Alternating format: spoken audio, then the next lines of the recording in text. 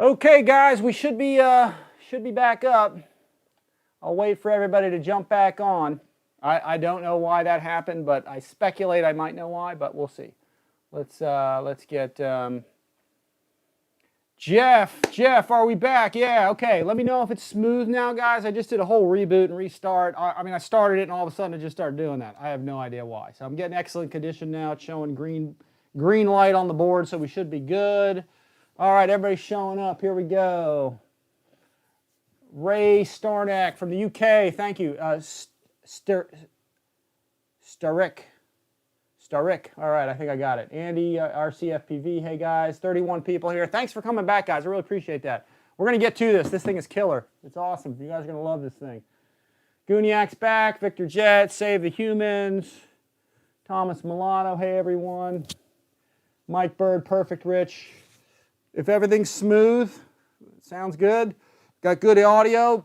Actually, what happened was, I think, I'm going to speculate this. I planned to use 2 cameras. I didn't use 2 cameras yesterday. So, and when I plugged in I had my second camera ready to go, but I think that might be overloaded a bit. So, so I just pulled that camera out. We'll just use this one. It should be okay. So that might have been what's doing it. But I got, for Wesley, who might be out there, I got Martin Portier is here from France. All right, excellent, excellent. I have your French plane right here, and I got some Perrier. So I tried to make this thing a little bit earlier for everybody, so so the guys overseas could hopefully see it too. I would have done it earlier, but I had to pick up kids and stuff today. So RC Patriot, looking good. Hi from Norway. My kids do that too. You see, I was always wondering. Yeah, yeah, that happens. And I always wonder, because I mean, I got high-speed internet. When I do a speed test, I usually get 800-900 megabytes a second here. So we got a fiber optic cable here. So sometimes I think when they're on, it's messing things up. Guy Caputo's here. Michael Gilliard. Malcolmism6. Okay, from Scotland. Thanks for coming. Thanks for watching.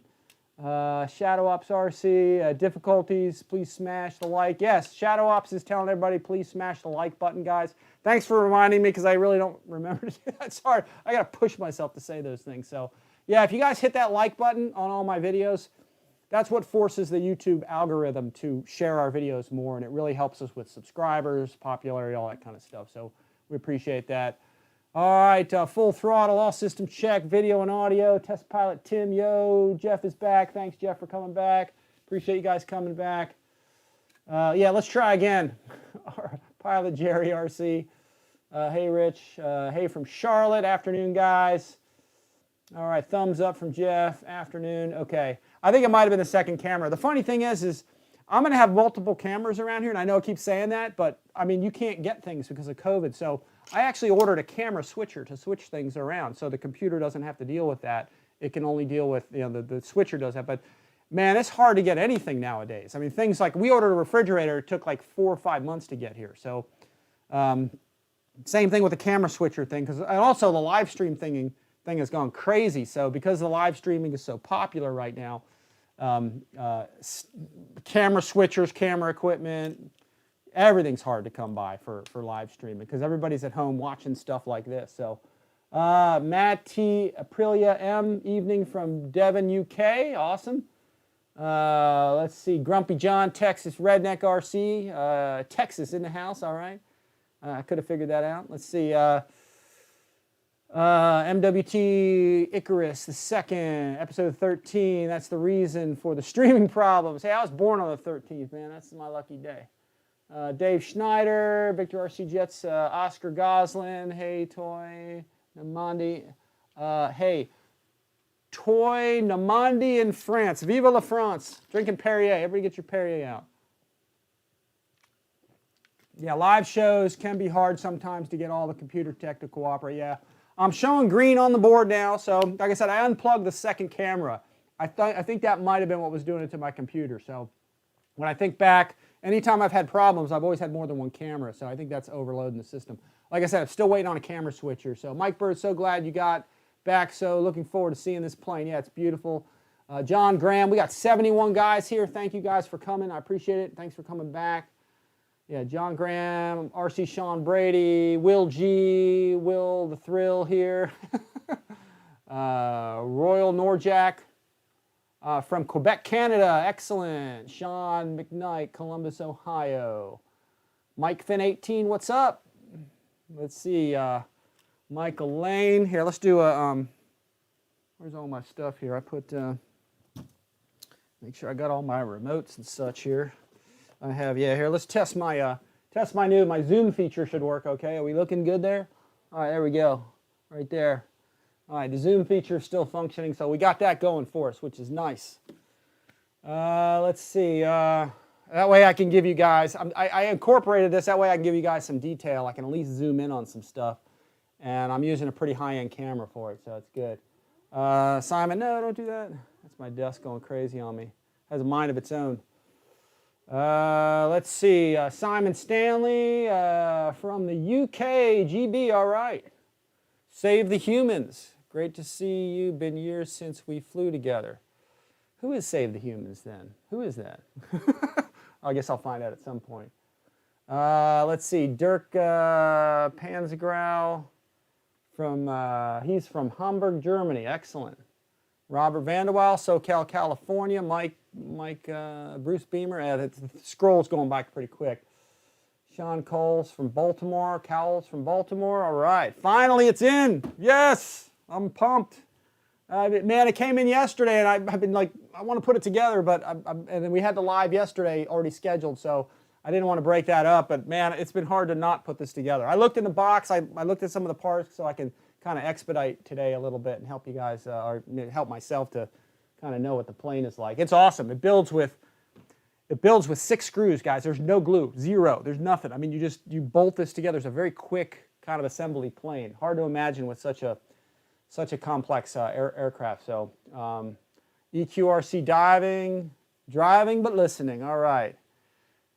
Crazy Flyer, my next bird, love it. Yeah, this is going to be a sweet one, man. This is going to be popular. Let me get a couple housekeeping stuff out of the way. I know I mentioned this, guys, for you guys yesterday, but I want to get this thing off my screen real quick. But, Banana Hobby has these really nice charge bags. If you guys do want charge bags, just check the code on the screen, that RCI 20.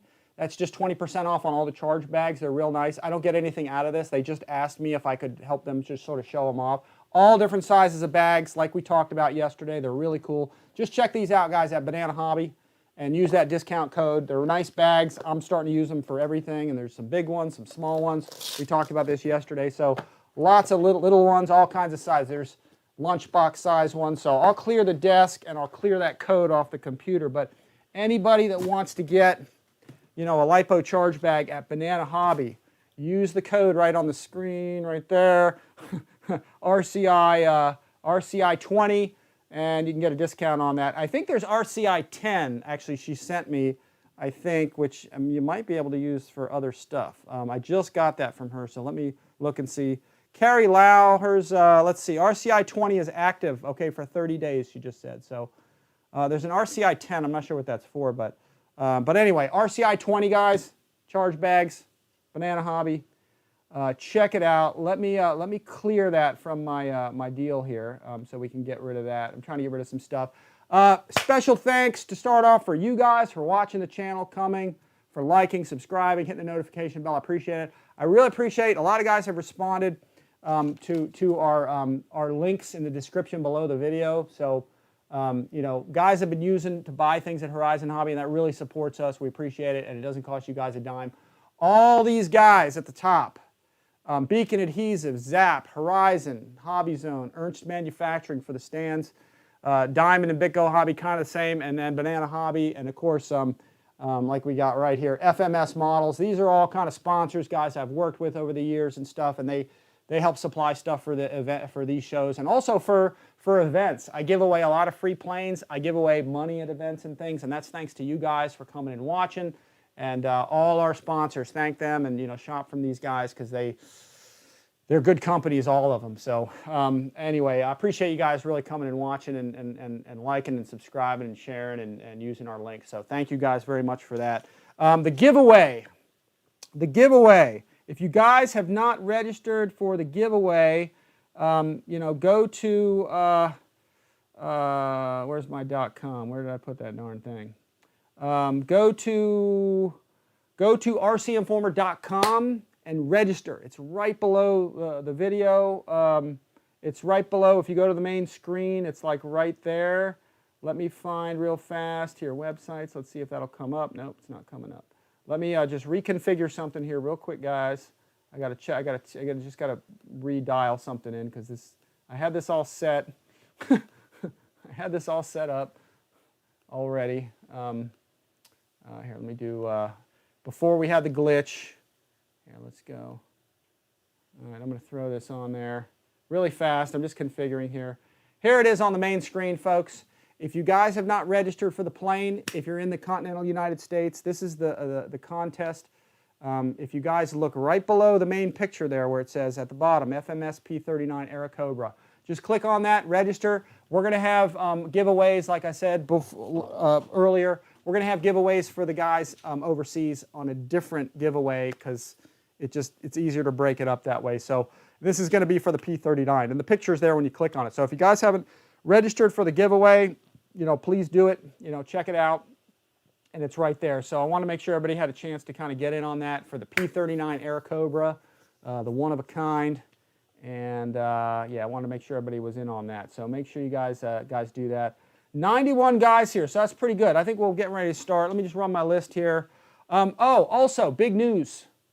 Hopefully we're going to have yet another new release, not this one, in a couple of days, I think. So stay tuned for another live stream and a new airplane that we're going to show you guys, hopefully. So we're going to hopefully get it out tomorrow. I'm hopefully going to take this out tomorrow because this thing builds really fast. So the idea is to get it out tomorrow, this weekend, and fly it and all that stuff and get some video. So stay tuned for sure. Let's see. I talked about all that stuff. Oh, Nitro Hobbies and my Amazon store. Oh, let me show you this real quick. And if you guys go to Amazon or go to my... wait, hang on a sec. Let me show you. I'm just going to show you this real quick because this is going to apply later. This is something you'll want to see. Let me click on this real fast. I'm configuring something here, guys. Hang on. Let me just get, because I had it all set up, and then after we canceled everything got screwed up. So let me do this real fast. I'm going over here. Let me click on this. And I'm going to pick out a video here really quick. And I'm going to put it up here because I need to show you guys this real fast because this is a good item you guys are going to want. I've discovered this, and it's a small thing, but it's very, very cool. Here, let me flip over to, let me put this right back on real quick. I forgot this for a second. If we go to, if you go to the links in the bottom of all of my videos, most all of them should have this now. If you go down to the bottom, which I'm going to show you right here, way at the bottom where it says my Amazon store, if you visit my Amazon store, this is what it looks like. And if you guys buy anything from there, and the things that are in there are things that I have already bought and used. It's not just a bunch of crap I threw in there. So all of it is stuff that I either own or use or whatever. And what I wanted to show you guys is as you go down here, yeah, I build Legos and stuff, where it says RC Electronics and Amp and Accessories. I don't know what I did there. But if you click on that link, there's these really nice connectors, especially these two right here. These are a lot of the bullets, rods, horns, linkages. These are all things I own or have bought from Amazon, and I can recommend them. There's some stuff that's crap that I don't put in here. I bought some stuff that's garbage, and I just leave it out of here. So, but if you look here, these two connectors right here, these are absolutely the finest connectors. If you click on them through my link and purchase them, we get like probably a penny or something. So, but you can see right there it says last purchased, and stuff on a certain day. So, but anyway, here's where you can see these Nitro Hobbies connectors, man. These are awesome. Some of these things are hardwired, some of these adapters. This is an XT90 to EC5 and so forth, and these are the best adapters for doing that, and that's what this airplane has. I'll show it to you in there. I just wanted to show you what that looked like here and where you can get it from. They're a little expensive. They're $7, but they are the best connector for adapter type connector. Like here's the D85 servos I use for most of my jets and stuff, and the tester and all that. But yeah, these adapters are the best. This one is a female to male, so These are some of the greatest connectors, folks. So if you, and I'll show you it in the airplane. I think I actually already stuck one in there.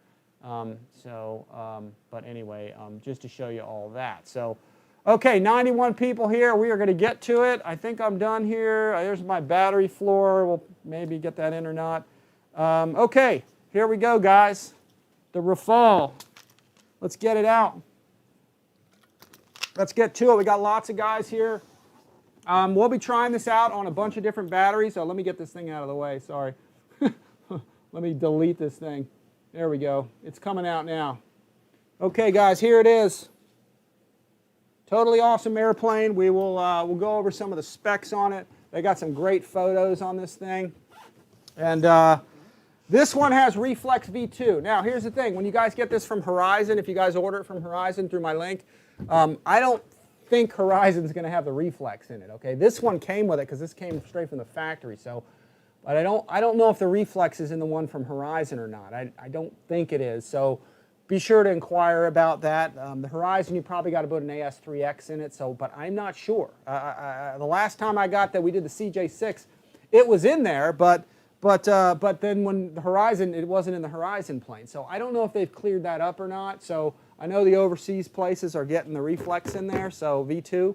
So we got to find out about that. That's something I don't know. So maybe somebody can look up the product description while we're doing this and kind of let everybody know, because I'm really not sure. So, but anyway, this thing's awesome. Here, let me show you a couple things. There's a little more box art on there. So. And then a couple things I'll show you here. Check this out. This is, I'm going to telephoto in on here. You can kind of see beautiful pictures. Look at that thing. That is a beast of an airplane. Sexy plane. I'm definitely going to have to get Amy well, actually, she's got a blue, yellow bikini already. But check that out. That's the parts layout, guys. 8 screws. 8 screws and you're done.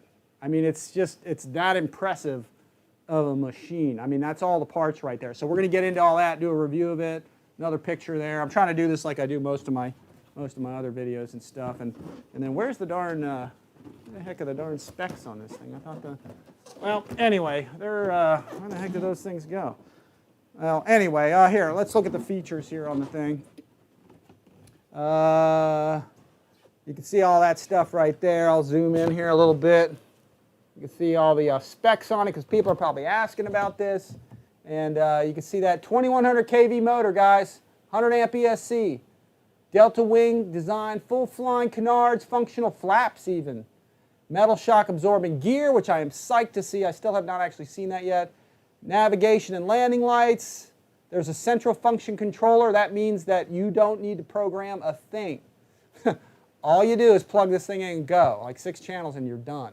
So lots of static details, lovingly replicated, and it is pretty cool, guys. You'll see what this is, a water-based vibrant trim scheme. So lots of stuff to note on this thing, folks. Very cool plane. So if you guys are getting weird color, I got the auto feature on my camera. So anyway, let's get this, I already took it out of the box so I could lay it out for everybody, sort of. So, because I'm limited on space here, and it's a pain taking this out of box with one person. So I'm going to just put all the whole foam crate right up here so everybody can kind of see it. This is how it comes out of the box, and it's pretty nice. Let me see.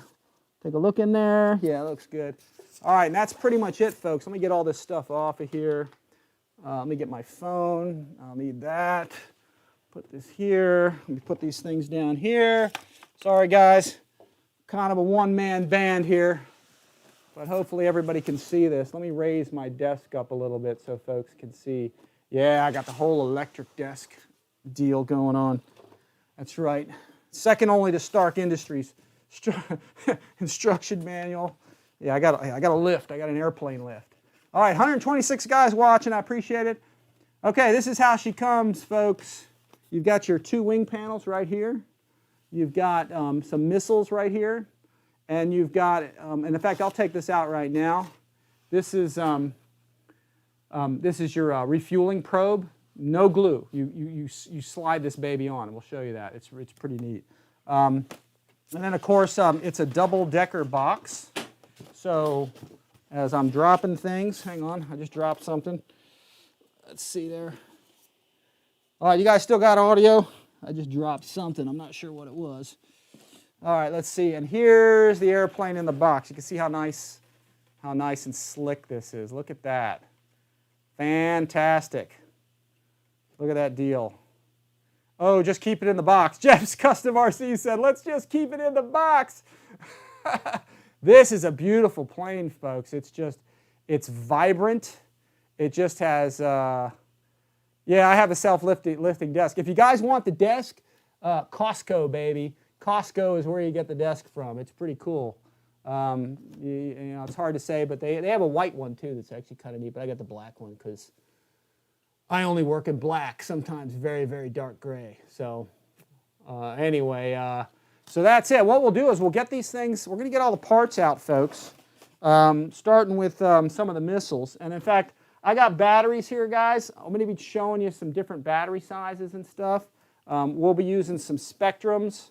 The 4000s, the 5000s, we'll be talking about what fits in there, so I'll show you all that stuff.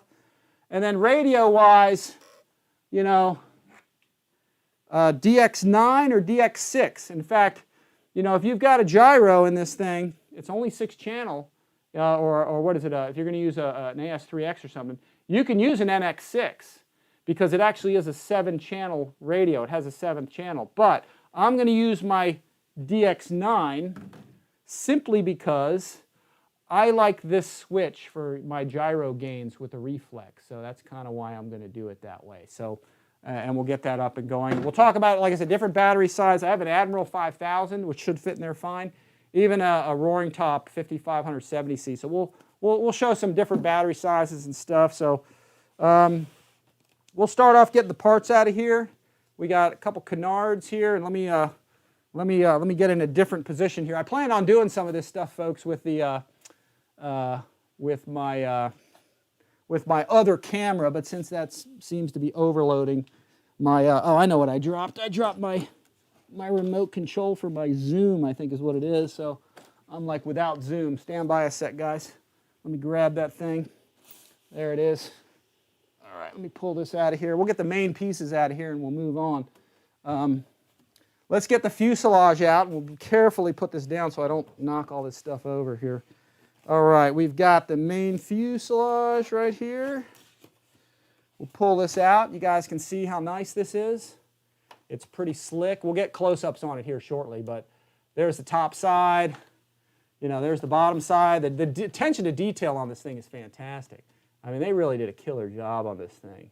It's real impressive. We'll put that right down on the table. And then I'm going to get all these tanks out of here and put them somewhere. Lots of drop tanks here. Zoom in a little bit so everybody can kind of see how that looks.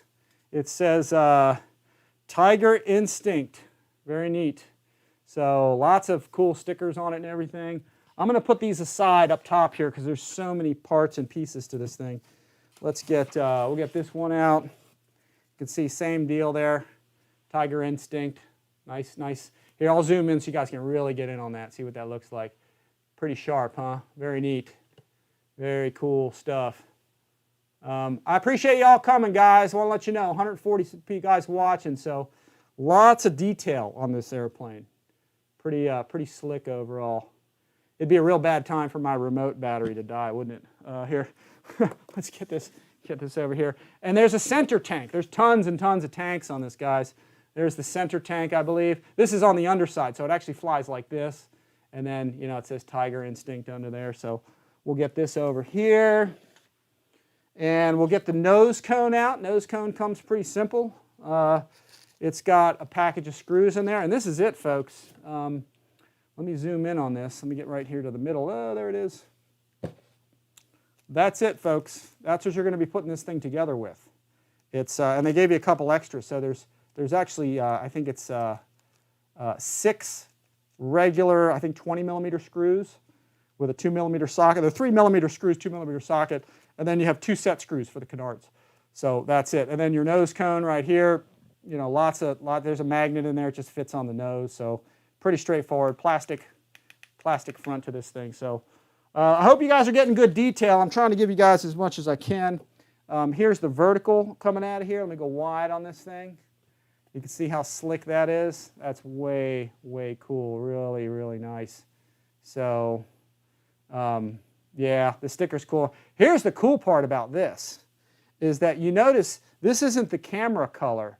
This is the model color. Now, I don't know if this is a one-off or if this is how it is, but it's like a dark orange up here, and it fades to a bright yellow down here. And I don't know if the real plane is like that, but that's how this one came. You can see the detail on it with this gray. Who knows what's up there? This is probably some kind of pod for either navigation or ECM or something. Who knows? Single connector here. Your rod horn linkage is installed. This just connects with a single connector. And then you got 2 screws in here, and that's it. So, you know, they went to really some serious extreme detail on this. You can see even this sticker. I'm assuming that's a formation light or something. And then you get down here, you've got antennas right here, which is really neat. And then even these little sticker trims that they put on this thing, like all the way around it. So you can really see the little bits of detail that they did, you know, to this thing. It's pretty impressive overall. Sticker application's real nice. So, yeah, they're killing it. They're killing it with this thing. So let me put this aside. This is just going to go right. Let me go wide on it for you.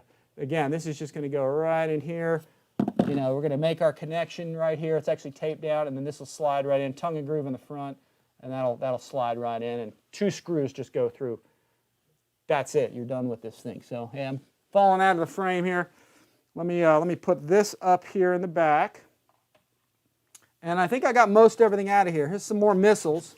This thing just has tons and tons of missiles. These are the wingtip missiles here. And you can see what those look like. I'll zoom in on those for everybody. They just connect onto the side, just your typical kind of slide joints on there. Hey guys, I got 155 people watching. I really want to thank everybody for coming. This is probably the most people I've had, so clearly you guys are here to see me, right? So, awesome airplane. So, yeah, popular item this one's going to be. So, okay, let me pan out here a little bit. I'm trying this new format to see if everybody likes this way, and I'm trying to do things a little bit differently or a little more streamlined. Let me put my canards up here. We'll put those. I'm just getting things up out of the way here. I think I got everything out of this part. Yeah, I think that's it. Let me just kind of toss this over here. Just get rid of that. And we will bring this a little closer so it doesn't fall off. And then let's get the other stuff out. Actually, you know what? I will push that a little farther out. Let me get the wings. Let's pull this up out of here. All right, we'll see how this is looking here. All right, we've got right here, we've got a spar. Let me just kind of lay that down. We got our wing spar. That's pretty straightforward. Don't want to spill my Perrier. Put that up there. And let's go. Let me see if I can back out a little bit. I think I'm back down on the zoom all the way. We'll get our wings out of here. We'll unfold this. The wings are fantastic. 2 screws to put them on. There's no connections at all. I mean, there's no wire here. It's simply, you know, just your basic, you know, single point connector right here. So I'm going to zoom in on that for everybody to see. Let's see. You can see how nice that is. They went to a lot of extremes for this thing. Actually, you know what I'll do? Let me pull these out of the box first. Let's do that. We'll make it a little simpler on us. Let me get this out of the box first. I'm going to lay this down. I'm going to put my refueling probe up here, guys, so if I leave it up there, tell me, hey, it's back there. All right, we'll get the next wing out. That comes out real nice. Nice and thin, very thin wings. Very sharp. Navigation lights on the wingtips for the missile rails and everything. We'll get this down over here, the big pieces. Okay, and let's see what we got. Up here, there's some screws or something. Oh, no, you know what this is?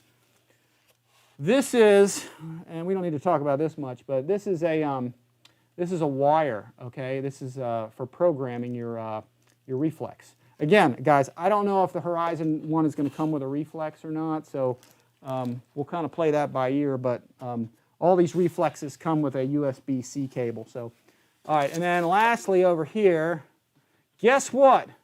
More missiles. So, yeah, there's missiles. There's all kinds of drag on this thing. So, probably this thing's going to be fast. Probably when you load it up with all these missiles, it's probably going to slow it down a little bit because there's just so many of them. I'm going to put those back here. And I think that's it, folks. I think that's it for the main parts. Let me carefully close this up. And let's get this out of here. The other thing too is while I'm standing up, I'm noticing that I'm blocking out my overhead lights, and it makes the camera dark. And then when I sit down, the camera I think is getting a little brighter for you guys. So let me do this. Hey, if you guys are seeing everything okay, let me just do a kind of a midway check. Is everybody getting good audio, good video? Give me some thumbs up, because I'm showing I got an excellent connection here. It's showing that everything is, oh, Victor RC said she's already gave me a nice gift already, Chris, the Banana Hobbies L39. Yeah, cool. All right. Sounds like a clean flyer. Great for me. Blue on. Okay. Give me a thumbs up, guys. Give me some comments if you guys are getting good video, good audio. I just want to make sure I'm not like just talking through a problem, you know, talking through some issues. So, oh, one thing I'm going to note too for everybody, just so you know. All right, it looks like I'm getting some thumbs up from everybody. Thank you, guys. 156 guys watching. Thank you, guys. This shelf liner stuff that I put on here, it's a really great pad, okay, for airplanes like this. But there's a catch to it. You don't want to leave it on there for very long. It's grippy and it'll keep it from moving, but you don't want to keep it there for long periods of time. Because what can happen is the little stickiness, the tackiness of this can stick to your paint. And when you pull it off, it can just take all the paints off. So you'll have this polka dotted airplane with white and whatever color it is. So for where I am in the air conditioning and doing it like this, it's okay. But if you put a painted foam airplane like this in your car on this shelf liner stuff, and it's a car's hot, it will get hot, it will tack on and tear all the paint off of your airplane, or at least polka dot it, so it's almost even worse. So you know, take it easy when you're using the shelf liner. I'm using it here because it's cool, it's air conditioned, and I don't keep it on here for very long, but just be cautious about that stuff, guys. Okay, here's what I am going to do. I need to get my screen a little bit bigger here. I'm going to come off of my studio mode here. I'm going to go big, so hopefully you guys, so I can get a better picture here of what you guys are seeing. So I'm activating my desk here. Check this baby out. This thing, the detail on this is out of this world. Let me bring this a little bit higher so I can get in on it better for people actually. And just check this thing out. The detail on this thing is absolutely awesome. I'm hoping you guys will see this thing okay. It's just a mean looking bird from the front of it. Here, let me get the nose on this thing real fast. It's just magnetic how this goes on. It just fits. Here, let me throw this baby on there. It goes right on here. There it is. And this is one sharp bird. I love the colors on this thing. It really looks fantastic. They did a good job on it. Everything's slick. There's lots of details on this deal. So let me zoom in there. Everybody can kind of see this thing. There we go. Yeah, what a sharp bird. I mean, that's a pretty sharp machine. It's almost bird-like. It almost looks like it's got a beak or something. But check out the antenna detail underneath. I mean, look at that. Look how nice those things are. Look at these little, I don't even know what these things are right here. These little pods. I don't have any idea. If somebody knows, go ahead and throw it up there. But all your intakes right here, those are hard plastic. Yeah, I'll get really in on this thing. But you can see your antennas under there, all the real nice detail. I don't know. Look at all the stickers on the side of this thing. The ejection hatch stickers, looks like formation lights, those little orange things. I don't know what they are really. You can see your pin right here. This is for your canard and your scoops. The scoops, these are all plastic, folks. They're all nicely plastic edged so you don't ding them. And landing gear doors are all, landing gear and doors, everything's all in there already. Let me go down the side of this thing and you guys can see the detail of it. Look at that, all its glory. Look at that thing. Look at the doors, the detail on it. There's your catches for your center fuel tank. And here, I'll just run along the bottom. You guys can see metal trunnion gears in there. There's your fan, hatch cover, and your exhaust cones. It's looking like we're probably going to need some 3D printed ones, or keep this out of the sun, just as a caution. I'm noticing that right away. This is like some other planes where these are plasticky, so be careful with these babies in the sun. I can tell right now they're probably going to, yeah, you're going to have to keep them out of the sunlight. Look at the detail on the back of this thing. Look at this. Look at this little, I don't even know what this is. It looks like it's, you know, I don't know, some sort of little detail. maybe it's a flare or shaft dispenser or something. And then this, I don't know what this is. This is probably an APU exhaust or something like that, but really sharp. Let me see if I can flip this around. Oh, there is a cheater hole underneath, as you can see, and then on the top of this deal, there's like cheater holes all over this thing. This is an APU. Actually, I take that back. This is probably an APU exhaust right here, or intake or something. Actually, I don't know what this is. This might be a drag chute thing or something.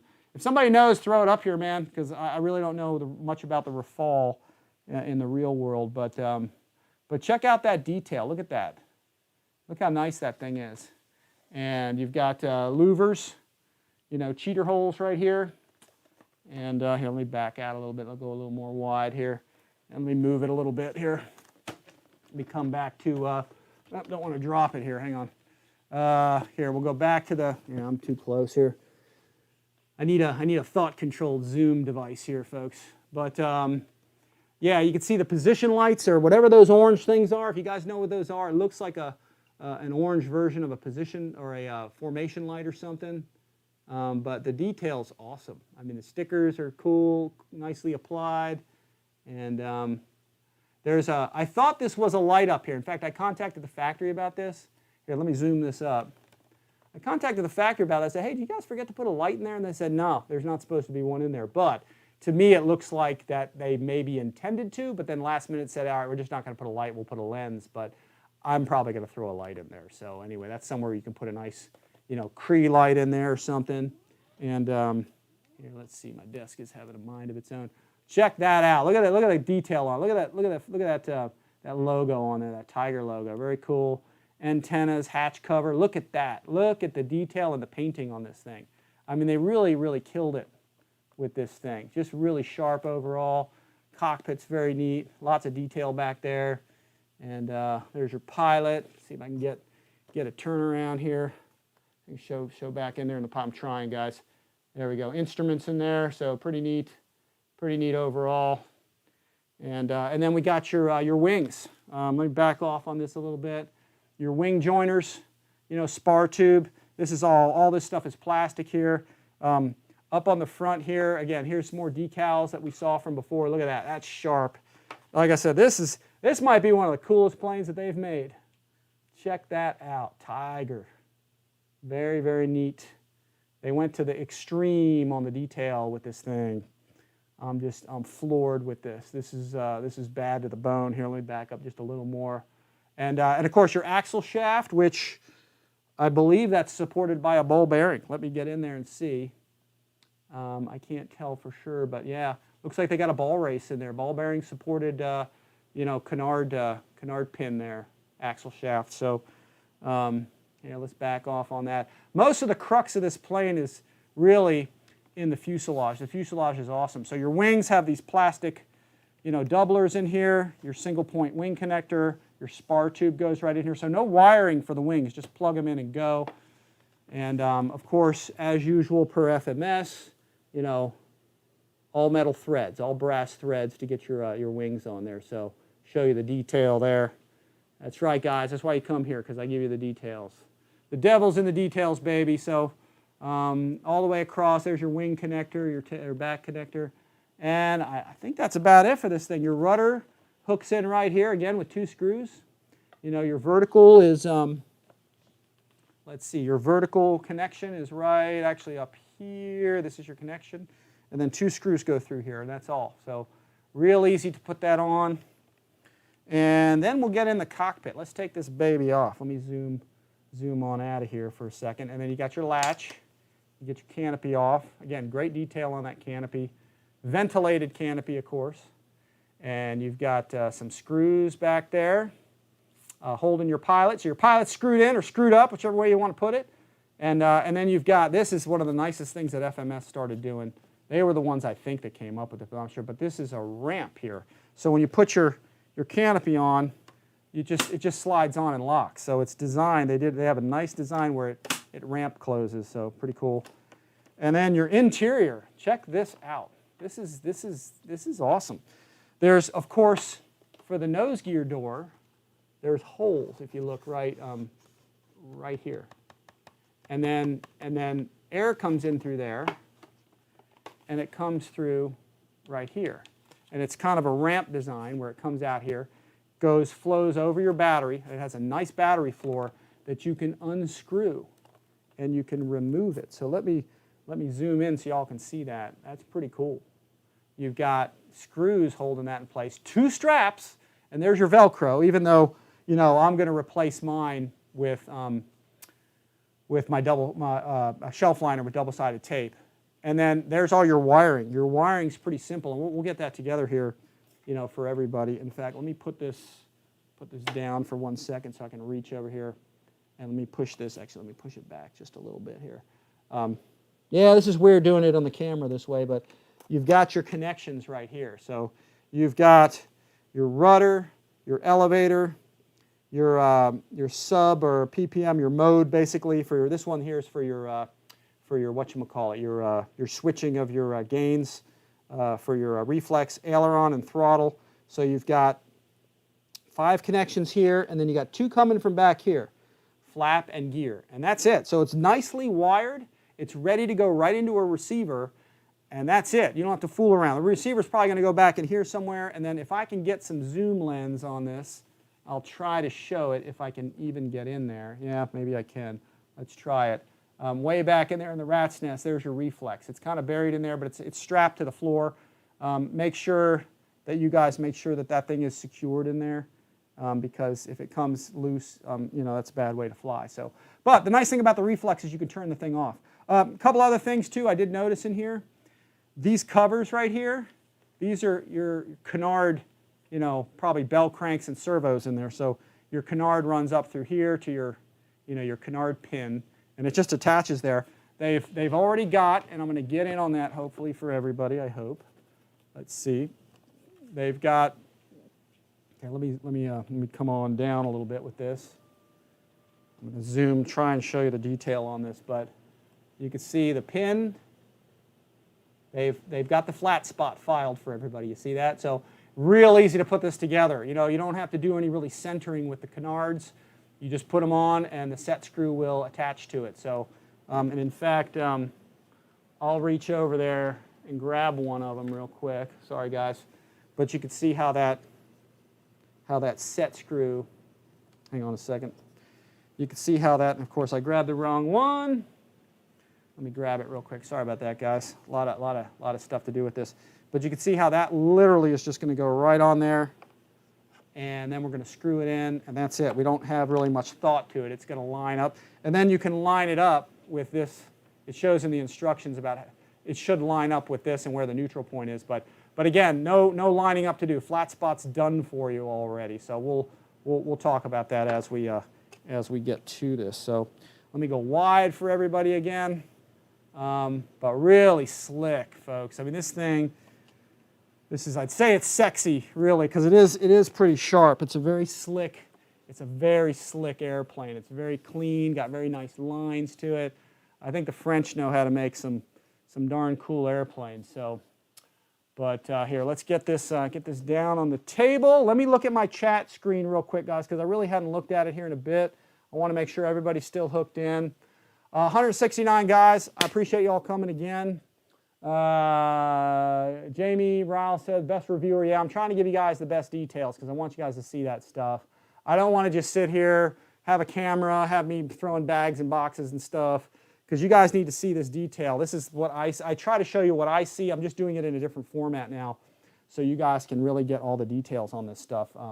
I just want you all to see that stuff. So I'm going to the extra effort. I'm working pretty hard so I can zoom in for you guys and you guys can see everything. So let me put those Canards here. I'm trying to keep everything out of the way so I don't break stuff. And then let's do this. Let's show you guys. Let's go over one of the wings. I don't think it really matters which one. I think we've pretty much seen the other parts, though. Check this out. Now, this is one part that's kind of weird to me, and I'll show you this. We'll zoom in so you guys can see this. Let me show you all this thing. This was a little weird to me, and I asked the factory. I sent them an email about it yesterday. It's kind of funny because this thing shows like that it's open. You know, this missile rail part here. I'll try and put something here. Sometimes cameras don't focus on this stuff. So let me see if I can give it a bigger target to shoot at. But you can see this whole area is open, which is kind of weird.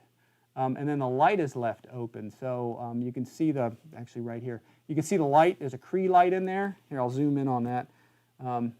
There's a XIII light in there, you can see.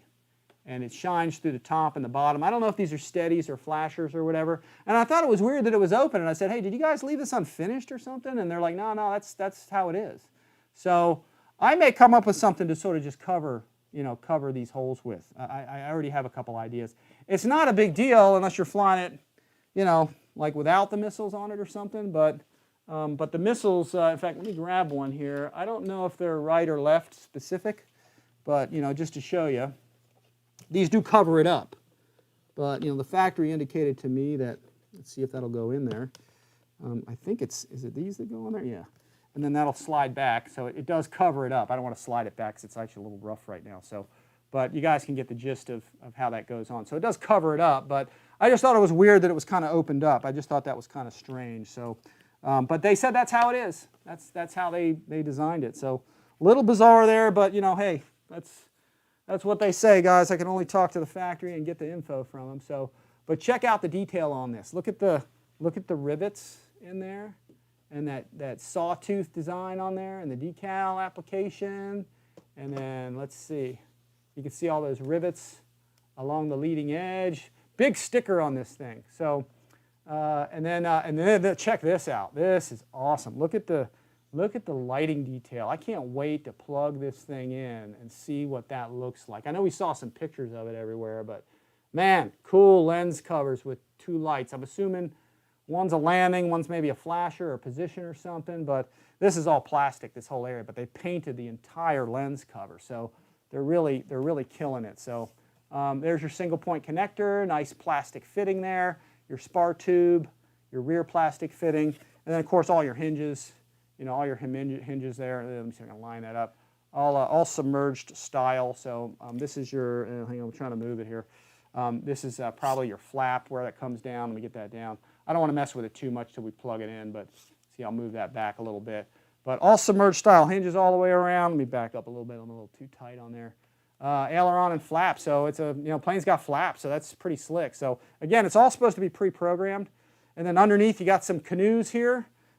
We call these canoes on the back of airliner wings. They're the actuators. Often in airliners, they stick out the back, but these are the actuators, or the servo's actually in there for your aileron. So you can see it's pretty neat design back there. It's very different.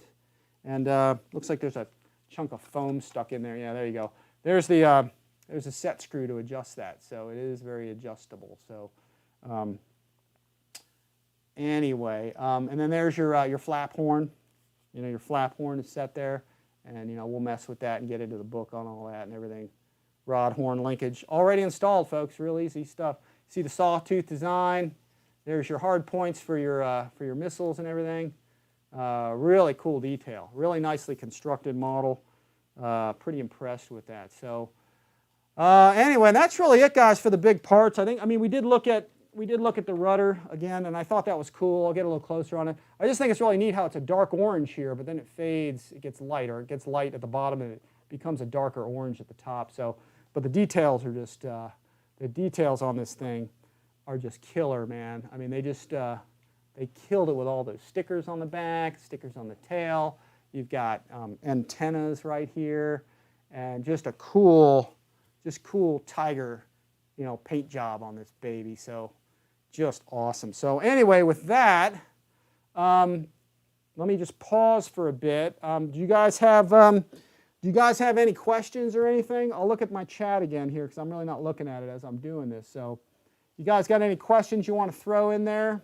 163 guys watching, folks. I do appreciate that. It's awesome. Jeff in Lower Alabama just got home from work. All right. So, but anyway, does anybody want to see any more detail that I've shown already? Is there something somebody wants to see that maybe you didn't get a close-up of? Just shout at me and I can point out if somebody wants to look at something.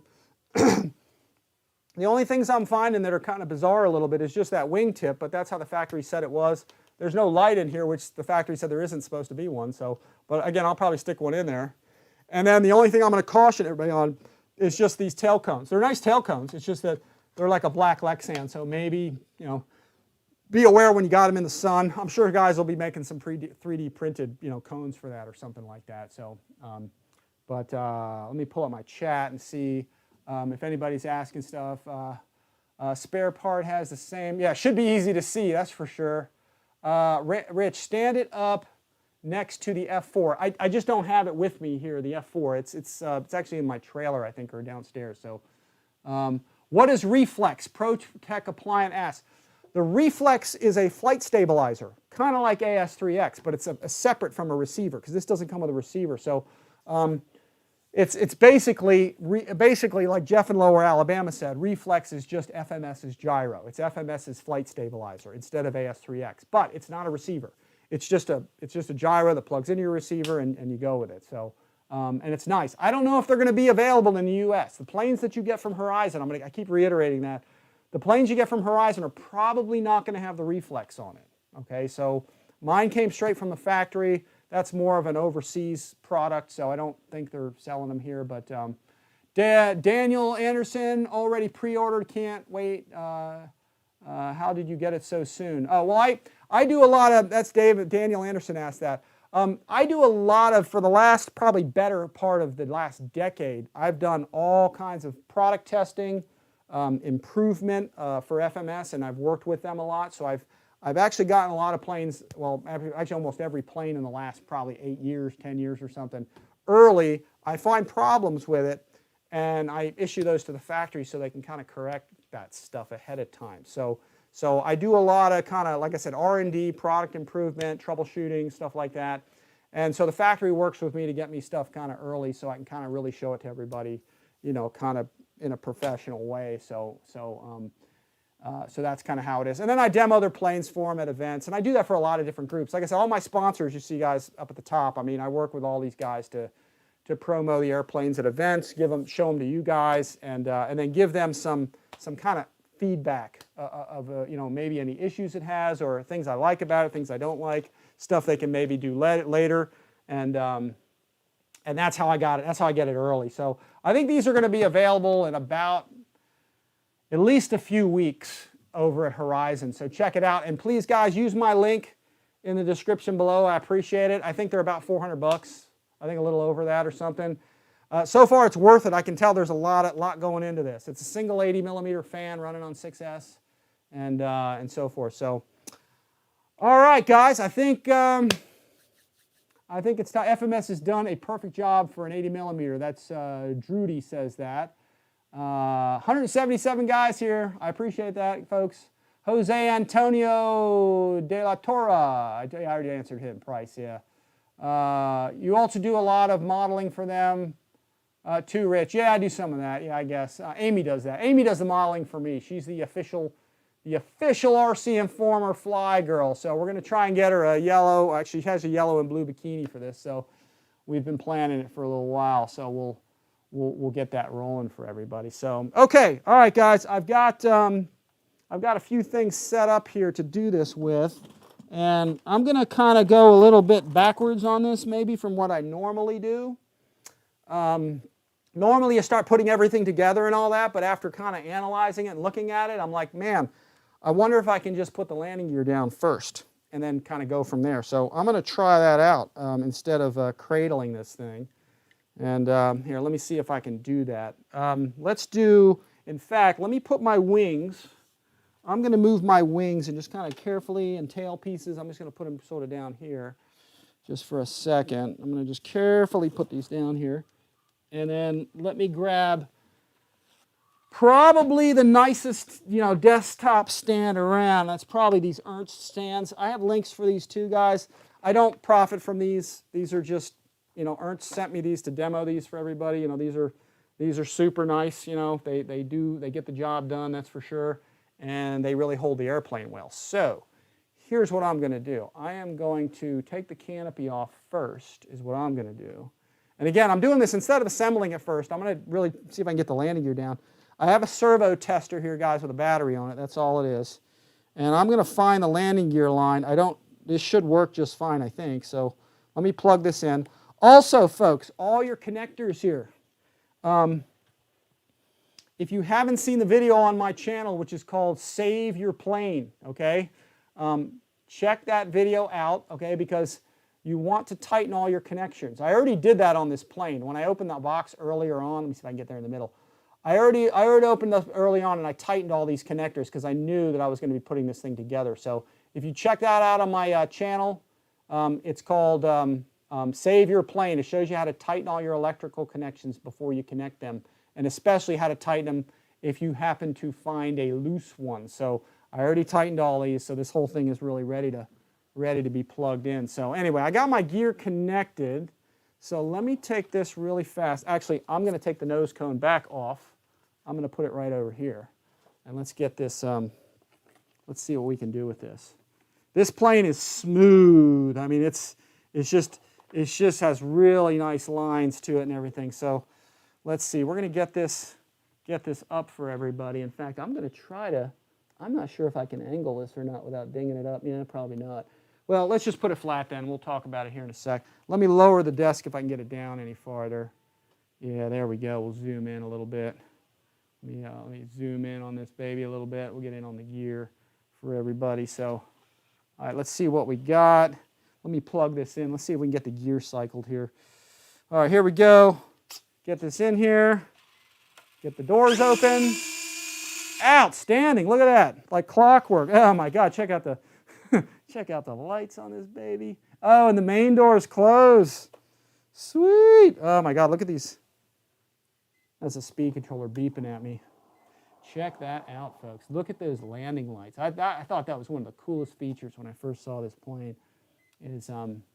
Is they're rectangular, just like the full-scale plane. Very, very scale gear. Yeah, that's some cool stuff. Here, let's cycle them again. Doors are opening. Perfect. Main door's closing. Outstanding. Gotta like that. Gotta like that. Let's get them down again for everybody here. We'll back that up. Yeah, I'm impressed. Yeah, baby. Let's see. We got good compression. Yeah, it looks nice. Nice big wheels too. That should be. I said that should be doable on grass. I know I saw a video with that operating on grass. Also, guys, you got lots of E-rings on this plane, so make sure you put foam tack, you know, on all your E-rings, like in my video where Save Your Gear. Check out that video called Save Your Gear. And wow, that's sharp. I think that's cool as heck. Very nice. Check out the. In fact, here, let me do this. Let me unplug. Let me move this out of the way for a second. Now I can get it down on the gear, and we can probably put it together that way. So let's put this down here. Put this back down for a second. All right, we can check this out. Look at the gear, man. This is going to be easiest to show it to you this way instead of, you know, doing all this stuff with it. The wheels look like they're the same wheels as the A10 and the same wheels as the Super Scorpion from FMS. So, and I put these on the F14 Tomcat. But look at the scale nature of the strut. They actually looks like they either milled it or lathed it or something. I'm too close there. Here, hang on. You can see they went to some. They did some good. You know, I'm sorry about that. It's focusing on the wrong thing. But great compression on the struts.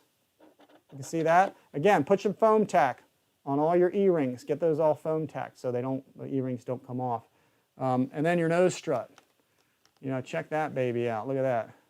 We'll get in on there. Very cool. Let me back up just a little. Yeah, look at that thing. It looks like it's got this nice kind of dummy over center, or that may actually be functional. Nice forward rake to the landing gear. You can see the lighting detail, which is just out of this world. I mean, look at that thing.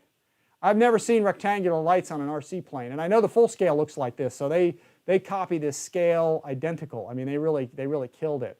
Dual wheels up front, and here, let's take a look at. Let's look in here. Give you guys the detail on it. Look at that.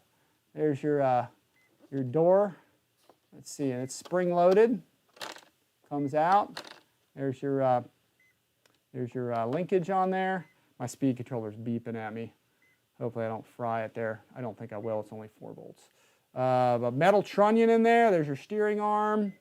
So yeah, Cool, folks, cool. Very nice. Looks like there's screws to access that and get into the unit there. And that's it, folks. I think that's it for the gear. So let me back out. Let's get this thing on its feet. Let me unplug it for right now. There we go. Now it should be a little more manageable. It's probably going to be, oh no, actually it balances. Look at that. We don't have the wings on it, but there you go. Nice stance. Very cool looking. Very, very cool. Here, we'll get the canopy on there. I'll leave the nose cone off for right now. And then we'll get to the instructions, but very cool, guys. Very nice model. They are killing it. Man, that's aggressive. It has an aggressive stance to it. You know, you got your main gear spread out, you know, with a little bit of an angle to it out the side, and you got this front strut leaning forward. It just has a really aggressive stance to it. Very nice, very sharp looking model, folks.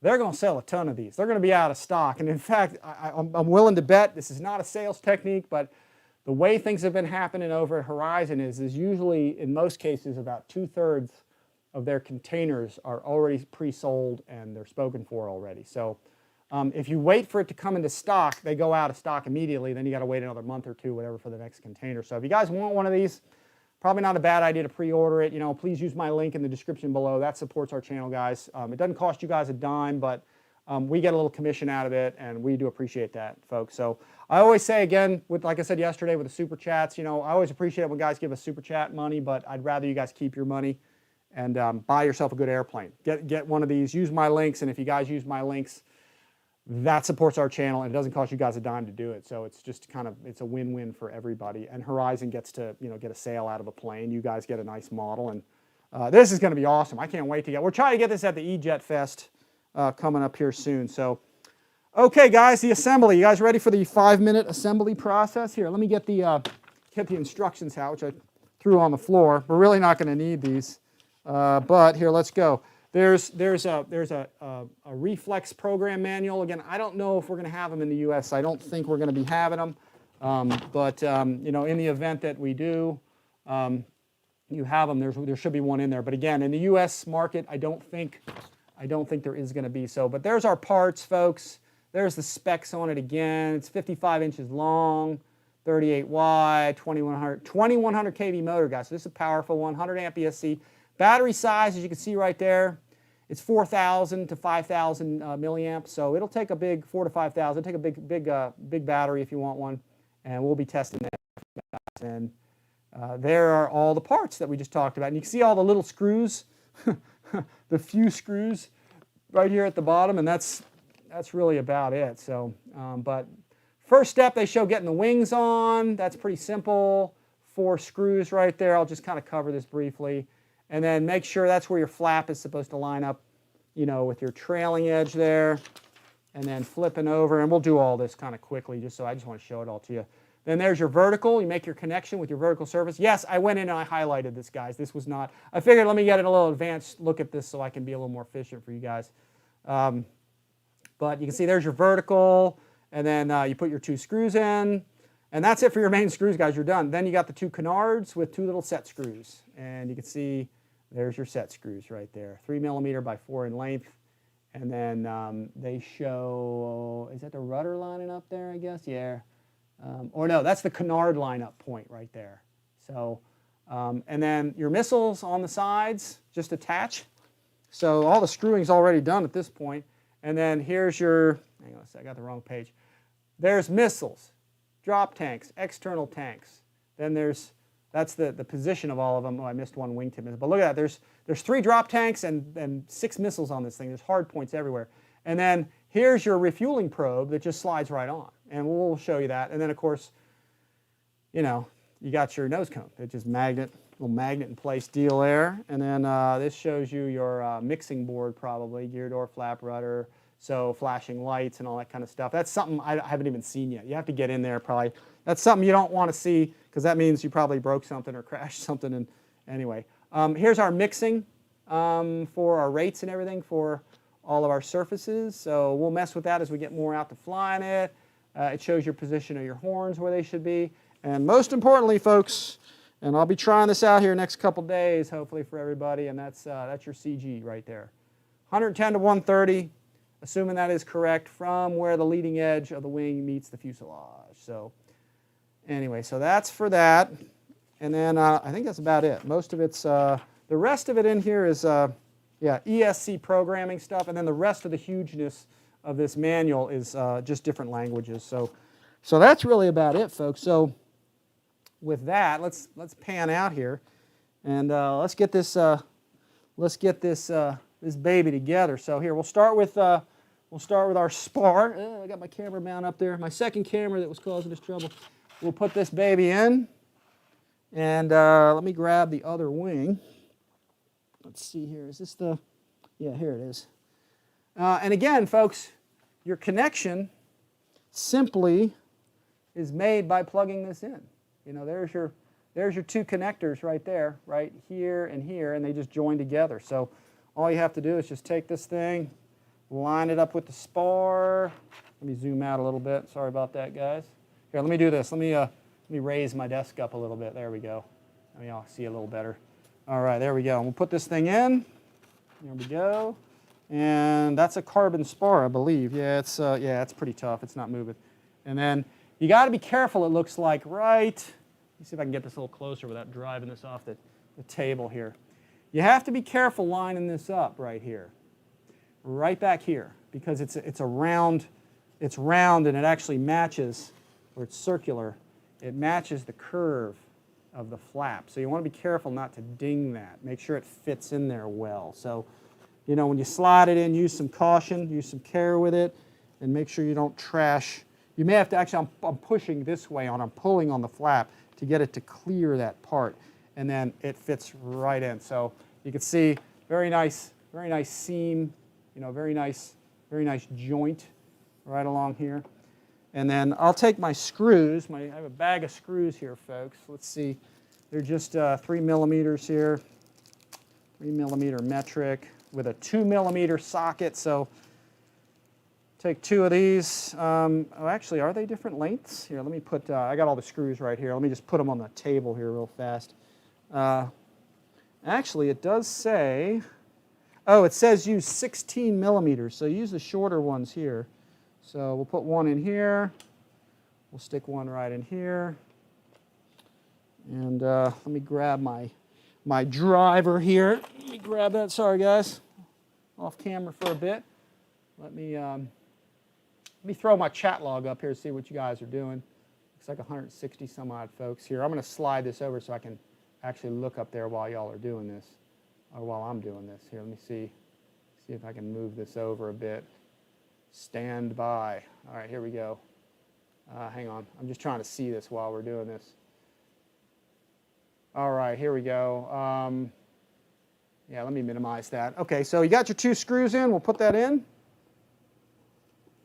And this is, just to show you, this is 2 millimeter, folks. The screw is a 3 millimeter metric, but it's a 2 millimeter, you know, socket on the top, or a hex driver.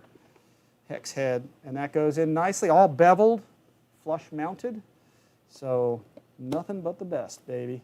Yeah, FMS has really cleaned it up with their screws. You know, they used to have everything used to be, you know, and some still is, but Allen wrench type screws. But no, everything is machined mostly now.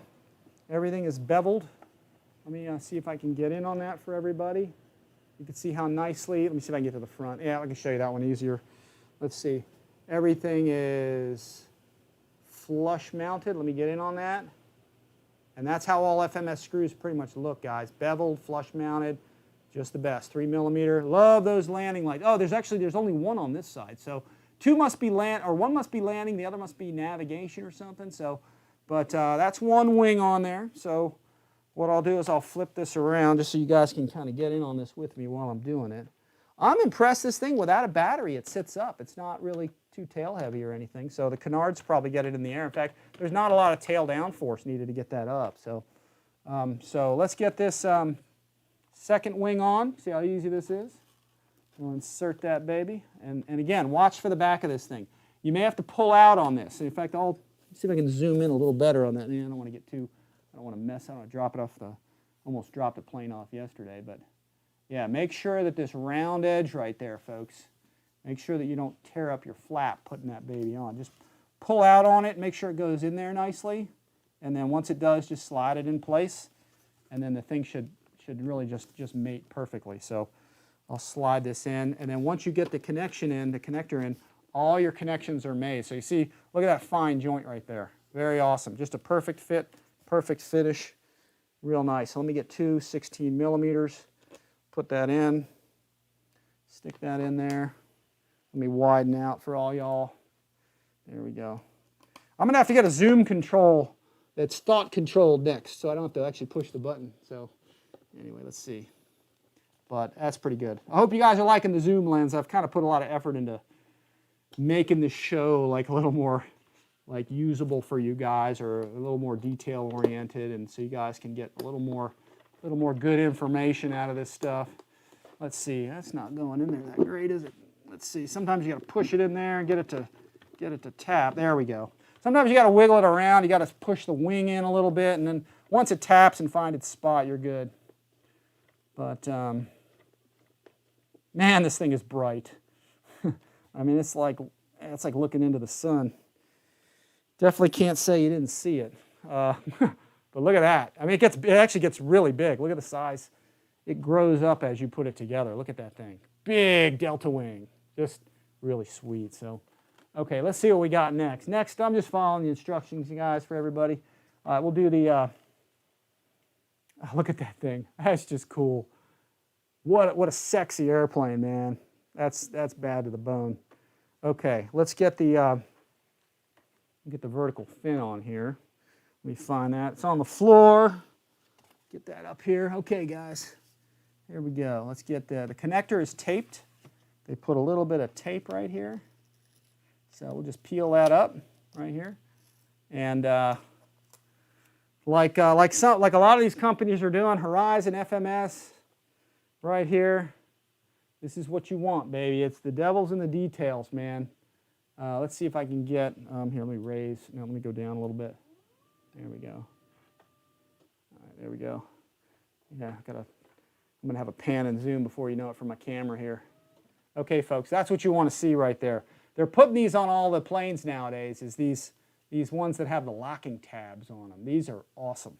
So I used to always wrap tape around these kind of things if they don't have them, especially if it's like an elevator or something like that. But anyway, all you got to do is just, you know, snap these things in, and let me get this going here.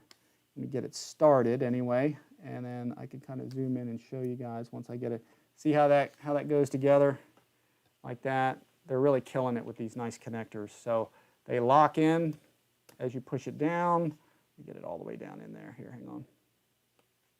And then those little clips lock it in place. There you go. And that'll keep it from sliding out. So nice locking connectors, folks. Very, very, very neat how those go on there. No tape required, and it'll keep them all on there. Mine was so hard to push in because I actually tightened my connectors prior to this, folks. Like I told you, I used that little technique I used to tighten those up. Looks like there's one, yeah, speed controller's right back here. There's a lot of louvering or cooling going on there too. So just make sure this is in place. And then we're going to tug and groove the front of this thing. Slide that in, and let's see how well this goes into place. This has to go down in there. Push that in, and that's it. That fits right in. Let's, here, I'll zoom in for everybody. That went in beautifully. Nice fit. Let's see. That went right in there. It'll fit right in. You got to push down a little on it. But that's really it, folks. It fits in. I'll just pull it out a little so you can see. Goes in just that nicely. So, beautiful fit. Beautiful fit. Can't complain. Sometimes these live things can be a pain to do, but you know, when you have a nice fitting model like this, it's just a pleasure to put it together. So anyway, take a look up here again, the color. Again, I don't know if this is how this Rafale actually is, or if it was a one-off on mine, but you see that dark, I'll have to pull up a picture online. It's like a dark orange that turns into yellow, or the yellow that becomes dark. So really, really neat. You gotta love that tail art. Look at that thing. Look at that tiger on there and all the paws on it and everything.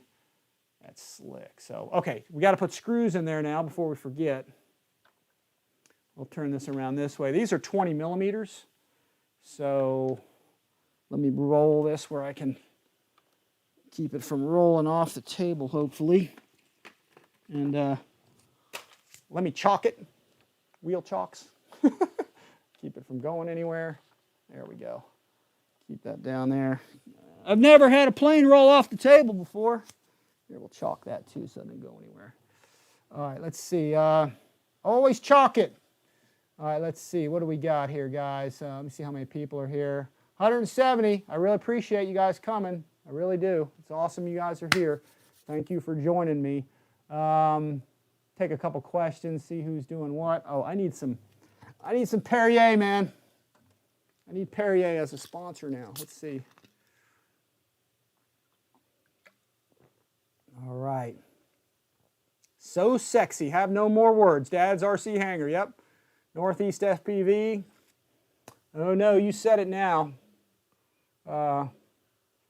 Is that decals over paint? Josh Weaver asked. These are stickers. I believe there may be one or two of them are decals, but the majority of them, they're all stickers. They're literally peel and stick stickers, I believe. They're kind of thick, but man, they look nice. I mean, I tell you, every once in a while, a really colorful, like pretty airplane comes along. This is it. I mean, they really did nice with this. So let's see, two 20 millimeter screws. I got the chat log up here, folks, so I can just kind of keep going. Shadow Ops, you are the man. I owe you like a beer or something. I see a Joe Knoll or something. He keeps saying smash the like all. It helps Rich and Flight Videos and cameraman Steve. I appreciate that, guys. Yeah, the like button on YouTube is the key, apparently.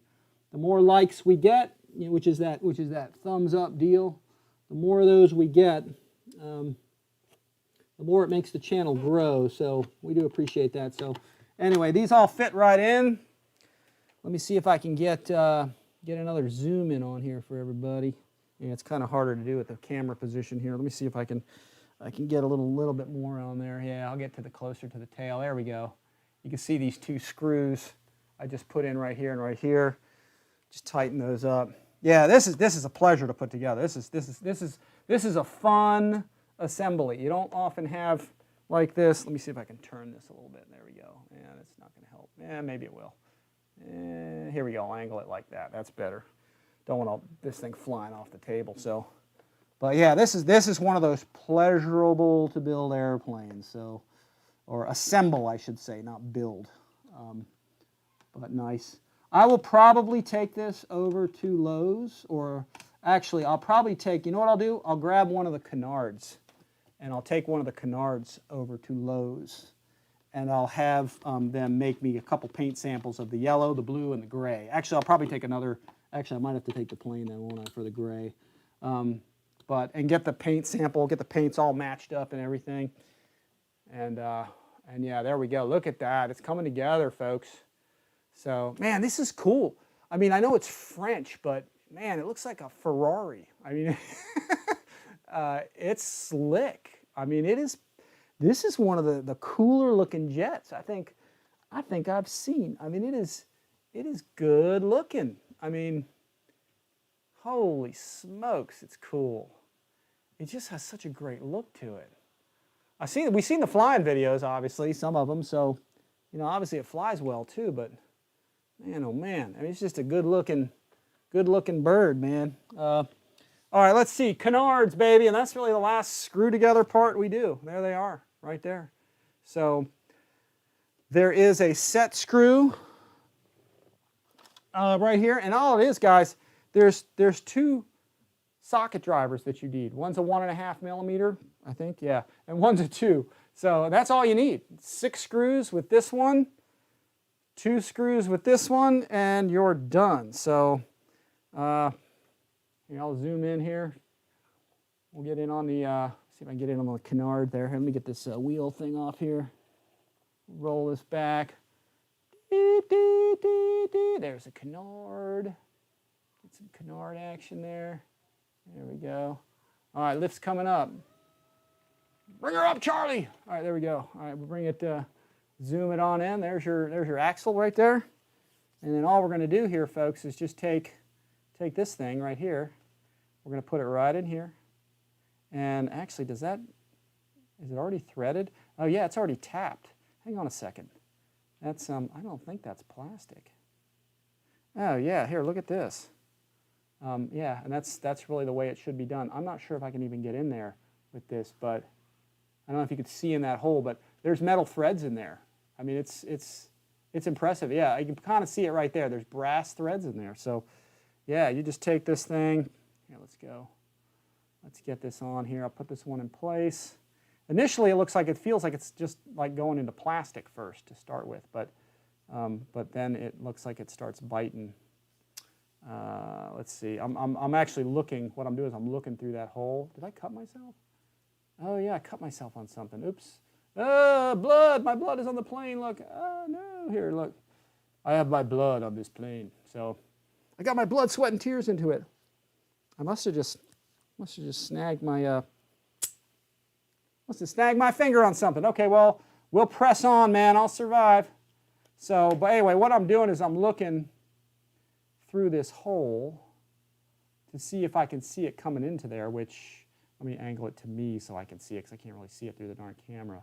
But here, let me back it off a bit, and then we're going to get this on. I'm just going to slide this in place.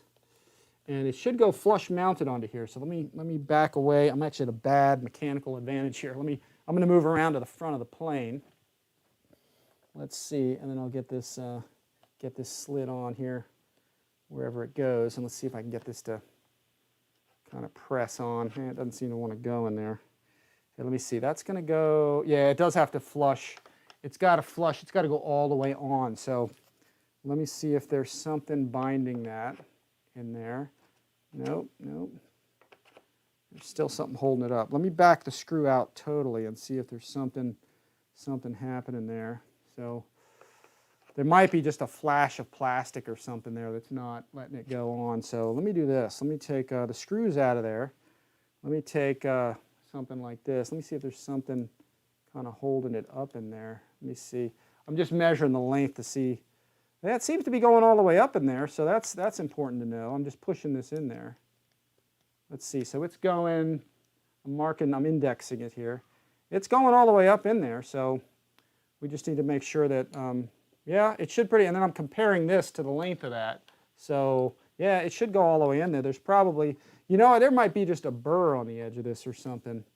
Let me try to wiggle it and get it on there. Yeah, it doesn't seem like it wants to go. Here, let's see. I wonder if I take a little, let me grab a little tiny piece of sandpaper or something. Hang on, folks. Let me walk away. You guys should be able to hear me still. Let me just go grab a little piece of some sandage paper here. Here, just grab a little scrap. Here, let's see. That may be all it needs. It may be just having a little bit of, just the corner might be sticking out on this thing. Just a best guess, but we shall see.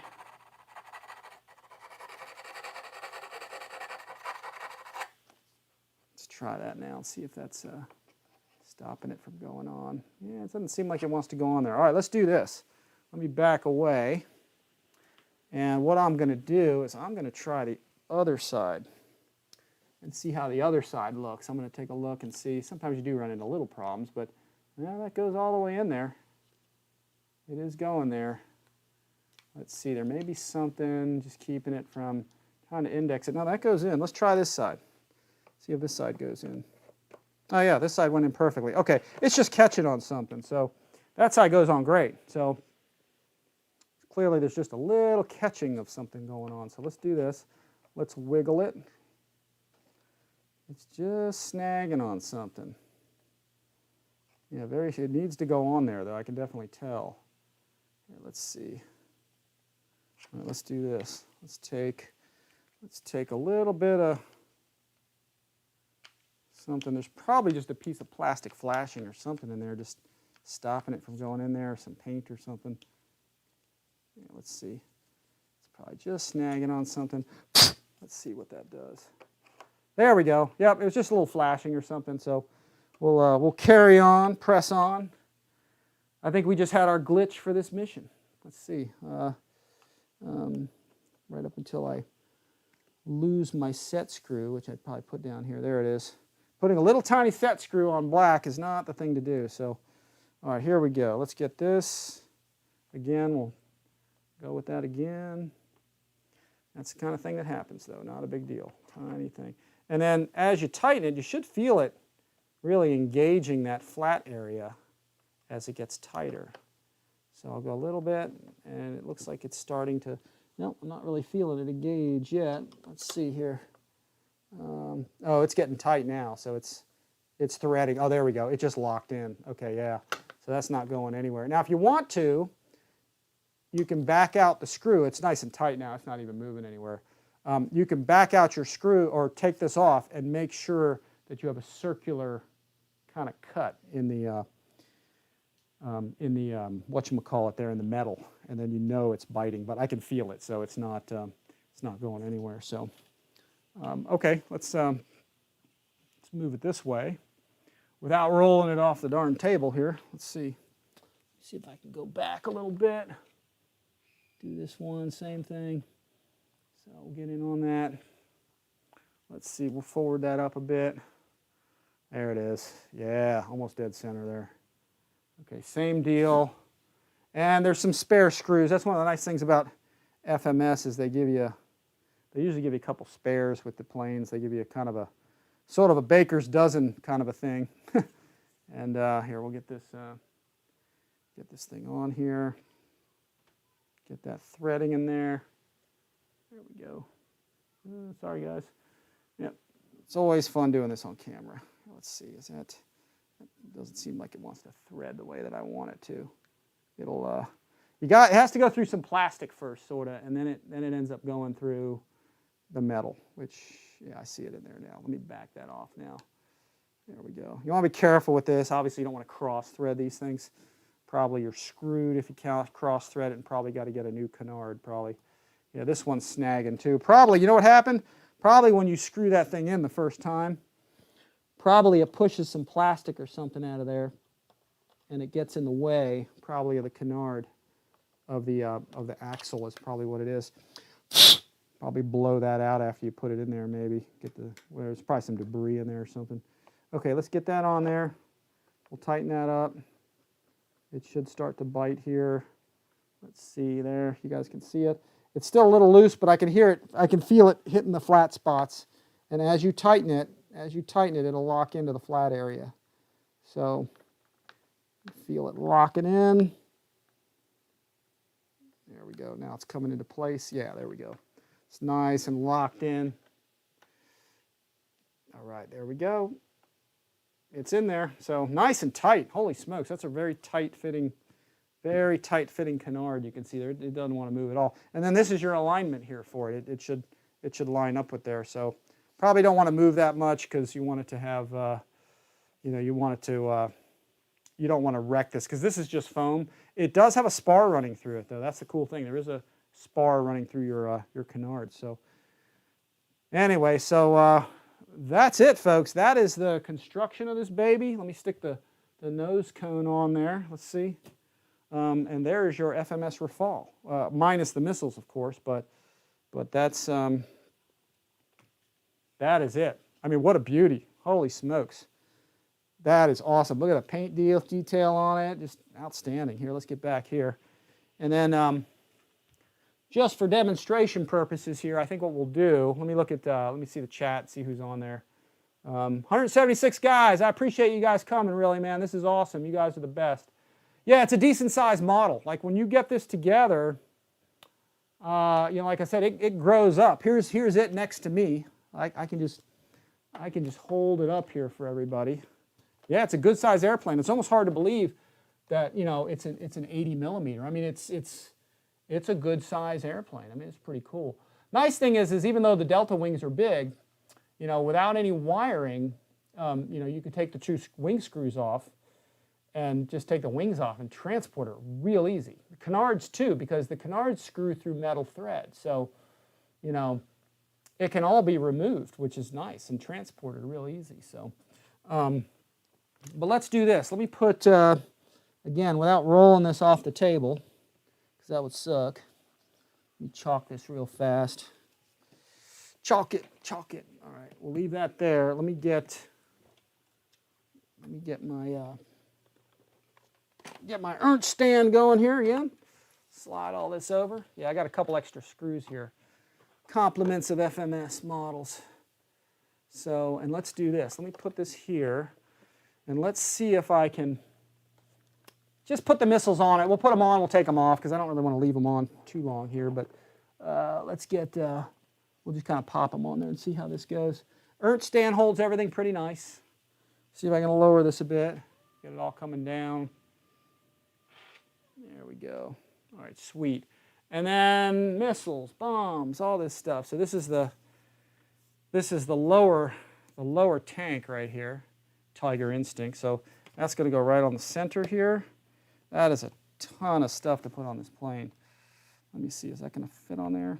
I'm trying to get that on without dinging it here. Let me see if I can push down, put my hand on the underside.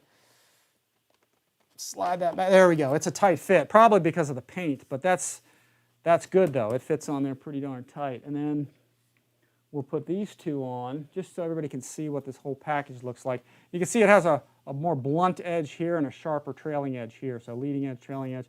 So these will probably just go, or do I have those in the wrong place? Where's the box? Yep, no, those go there, I think. Let's see, those will go right there. Push those on. It'll go. There we go. Yeah, it's a little bit of a tight fit, but words towards the outside. Again, you know, you're looking at, I'll show you again how that looks. Very cool detail on these babies. I mean, they really killed it. Orlandmas, NTM.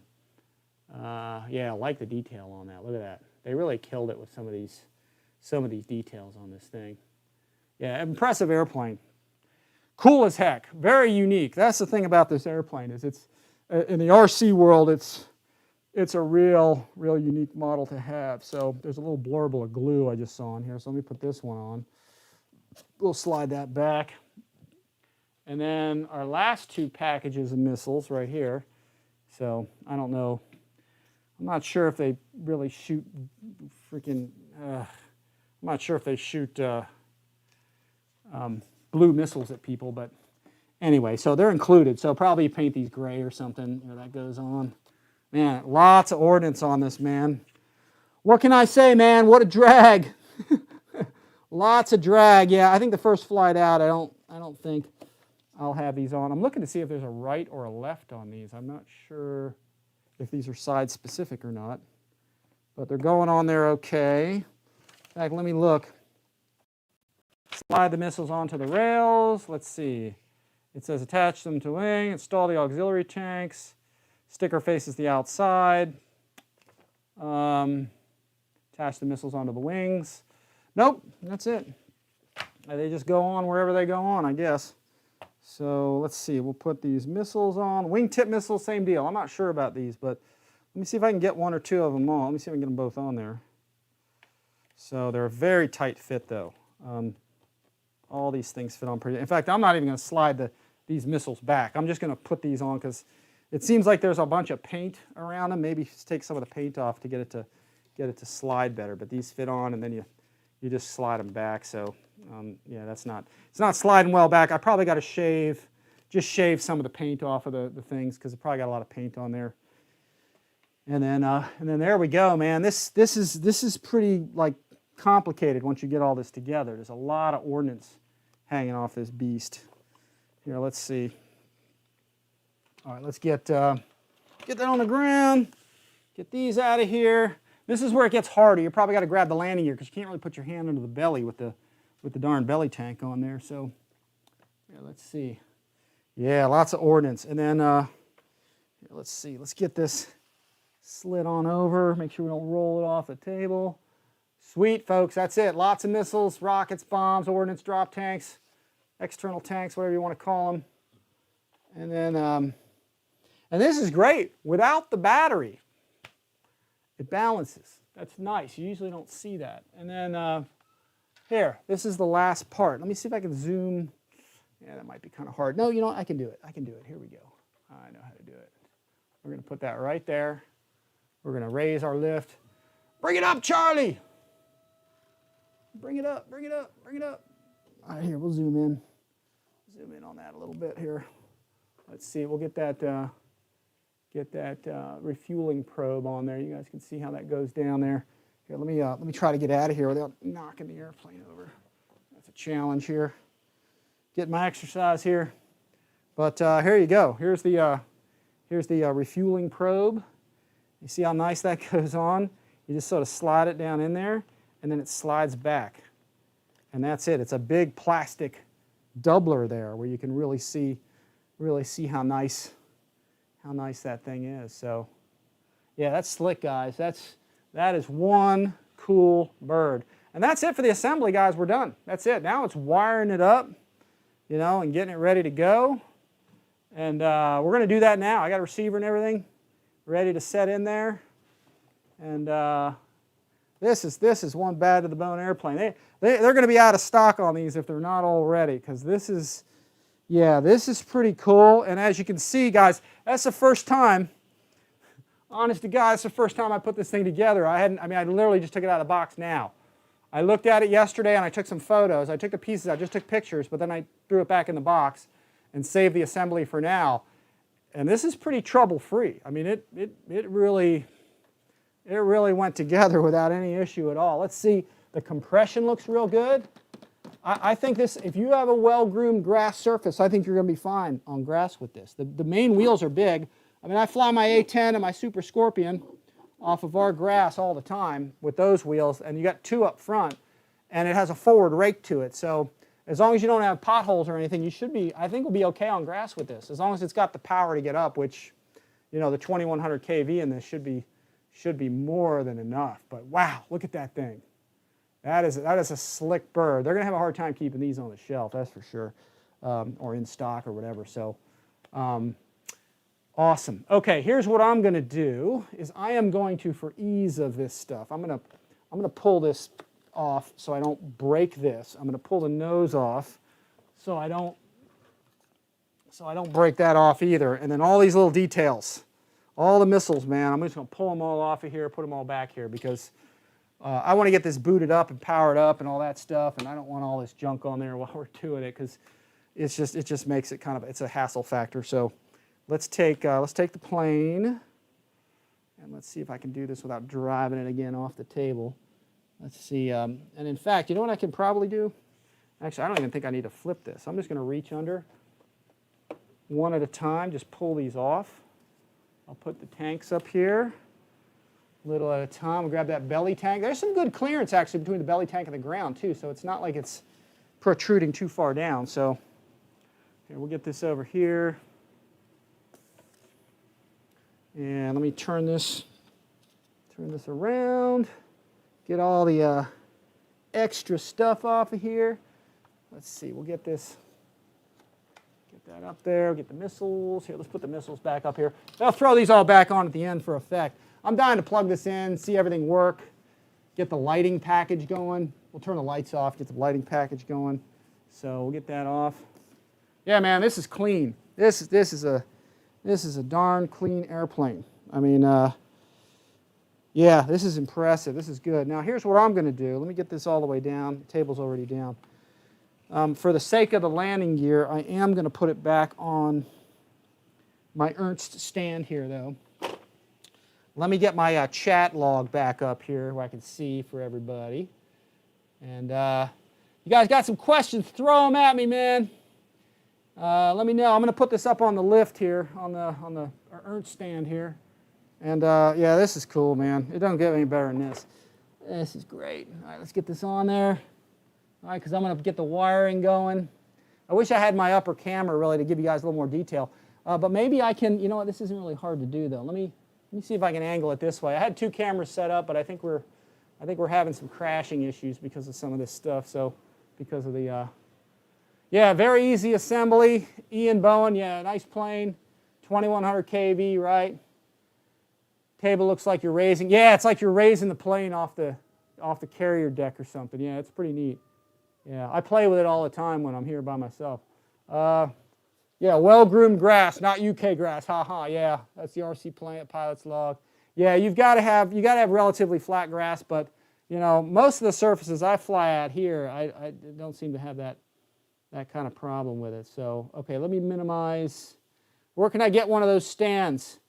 Check my links below. There, if you look at my right up here, Ernst Manufacturing, you can check that out. I have a link for it. We don't get anything out of that, but we're trying to help them promote it because Ernst has been around for decades. When I was a kid, Ernst Manufacturing sold all this kind of stuff, stands, and they got out of RC and then they got back into it. So they're making some nice stands and things. So go to, in fact, you know what I'll do here? Let's do this. Let me go to, let me pull the website up really fast to show everybody. Here it is. There it is. And let me go to my web thing. Let me see if I got it under one of my videos here. Well, actually, it might be under this video. Let me see. There's the gold stand. Did I put Ernst stuff? Yeah, here it is. I'm putting it in all of them now. I wasn't sure if I put it, but if you guys go right to my link here and hit Ernst Manufacturing, it will take you right here. They were real nice and sent these to me just to show everybody and stuff. So, you know, if you guys get a stand from them, they'll be happy. And they're nice. They're made in the USA. That's the best thing. And here they are. They're different colors, you know. You got the red ones, green ones, blue ones. You got the Halloween one there. And then you got the mega stand. So, you know, the mega stand is for bigger planes. And you got nice organizing trays. I asked them if I could get a couple organizing trays. These 10 compartment ones down here. These are pretty cool. But yeah, it is the mega stand. And in fact, actually, oh wait, hang on. Let me move this. Let me see if I can move this over a little bit. Yeah, there we go.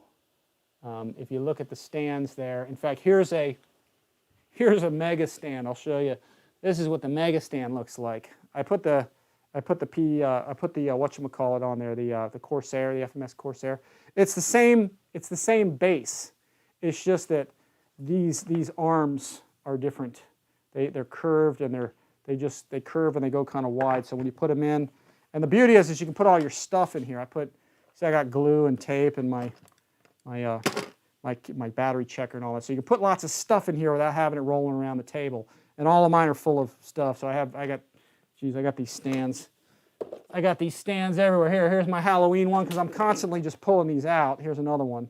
I'm constantly pulling these out and just putting airplanes on them left and right. And I stick tape on there. And so tools and all kinds of stuff, M&Ms, whatever. So yeah, but check it out there.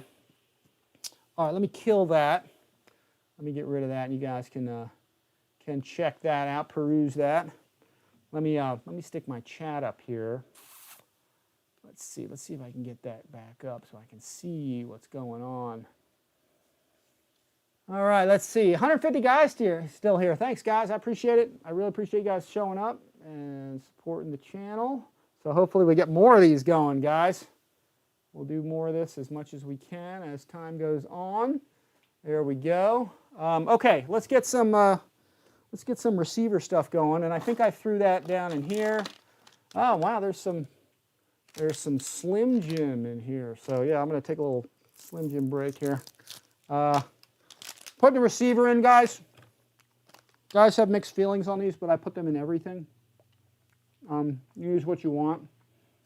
Because I have a reflex, I don't need a stabilizer, but I use these orange RX version 3s. I've got these in my Tiger Cats. I've got these in my Jets. I've got these in my Beavers. I put these in everything. So, and they're very inexpensive and they work well. So, so we'll get that in there, this 8-channel, and let's do it. So, let me get this thing centered up. Got to move this forward. Nope, I'm moving it the wrong way. Oh, that's about right. So, now since I tightened all my connectors already, I'm pretty much ready to go with this. Nope, nope, I don't need that.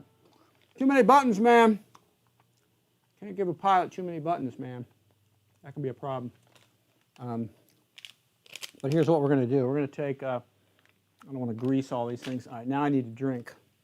Vive la France! Perrier with some lemon. All right, that's good, that's good. Okay, here we go. Enough fooling around. Get my receiver out of here. Let's see what we got. We'll get this out of here.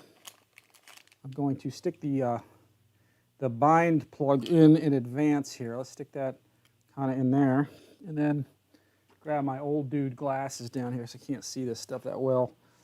Can't see it that well anymore. And in fact, let's see. Actually, you guys really can't see in there anyway, can you? Okay, let's do this then. Let me take this off of the table. Let me put this down here. And I think I can get this in a better sort of zoom position for everybody to see. Zoom in on that. There we go.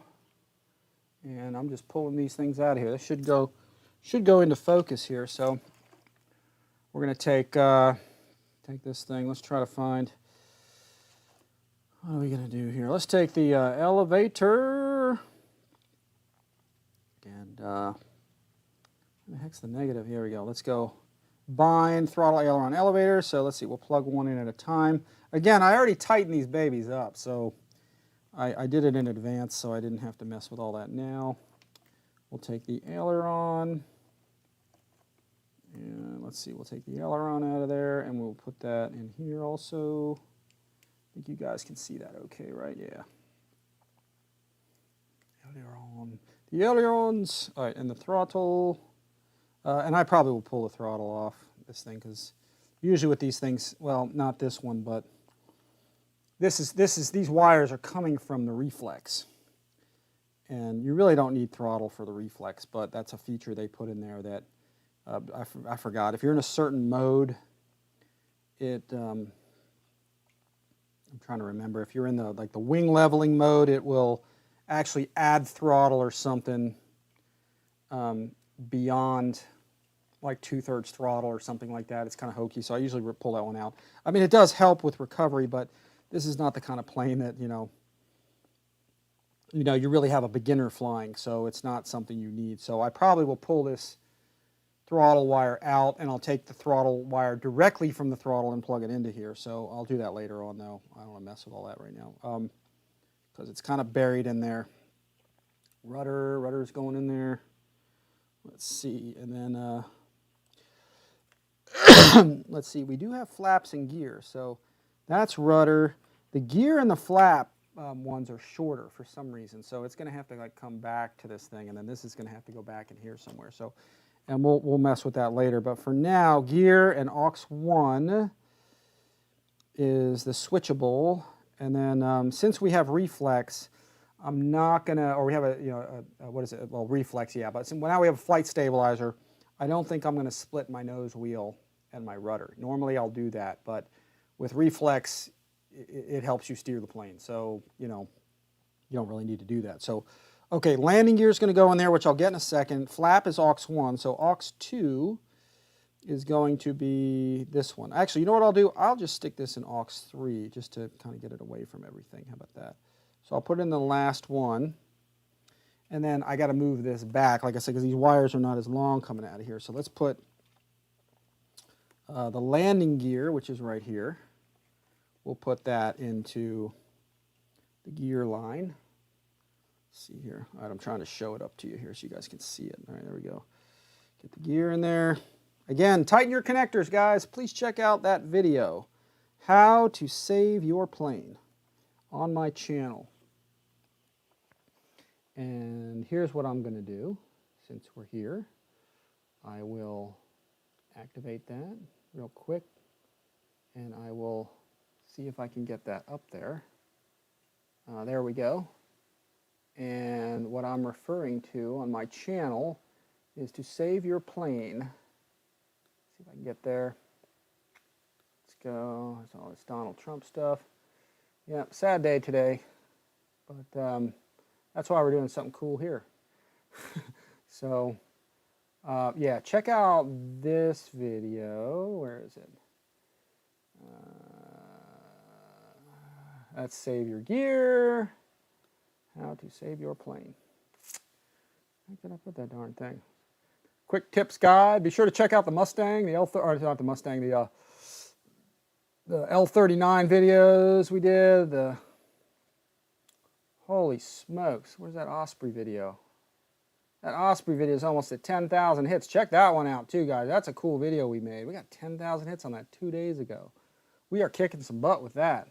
Steve did a good job filming that thing, and the stabilizer was off on the camera, so he really killed it. Here, let me look at, let's look at videos. Here we go. This will show it to us. Check this one out. This is what I want to point out. To have a quick tip here. Save your plane. I walk through this and I show you guys how to tighten your connectors. This is a plane saver right here. If you just make sure that your connections are tight on all your airplanes, or especially if you have a loose one, I'll show you how to put that pin in there or how to tighten it a little bit. So, you know, anyway, check that out. That'll save you.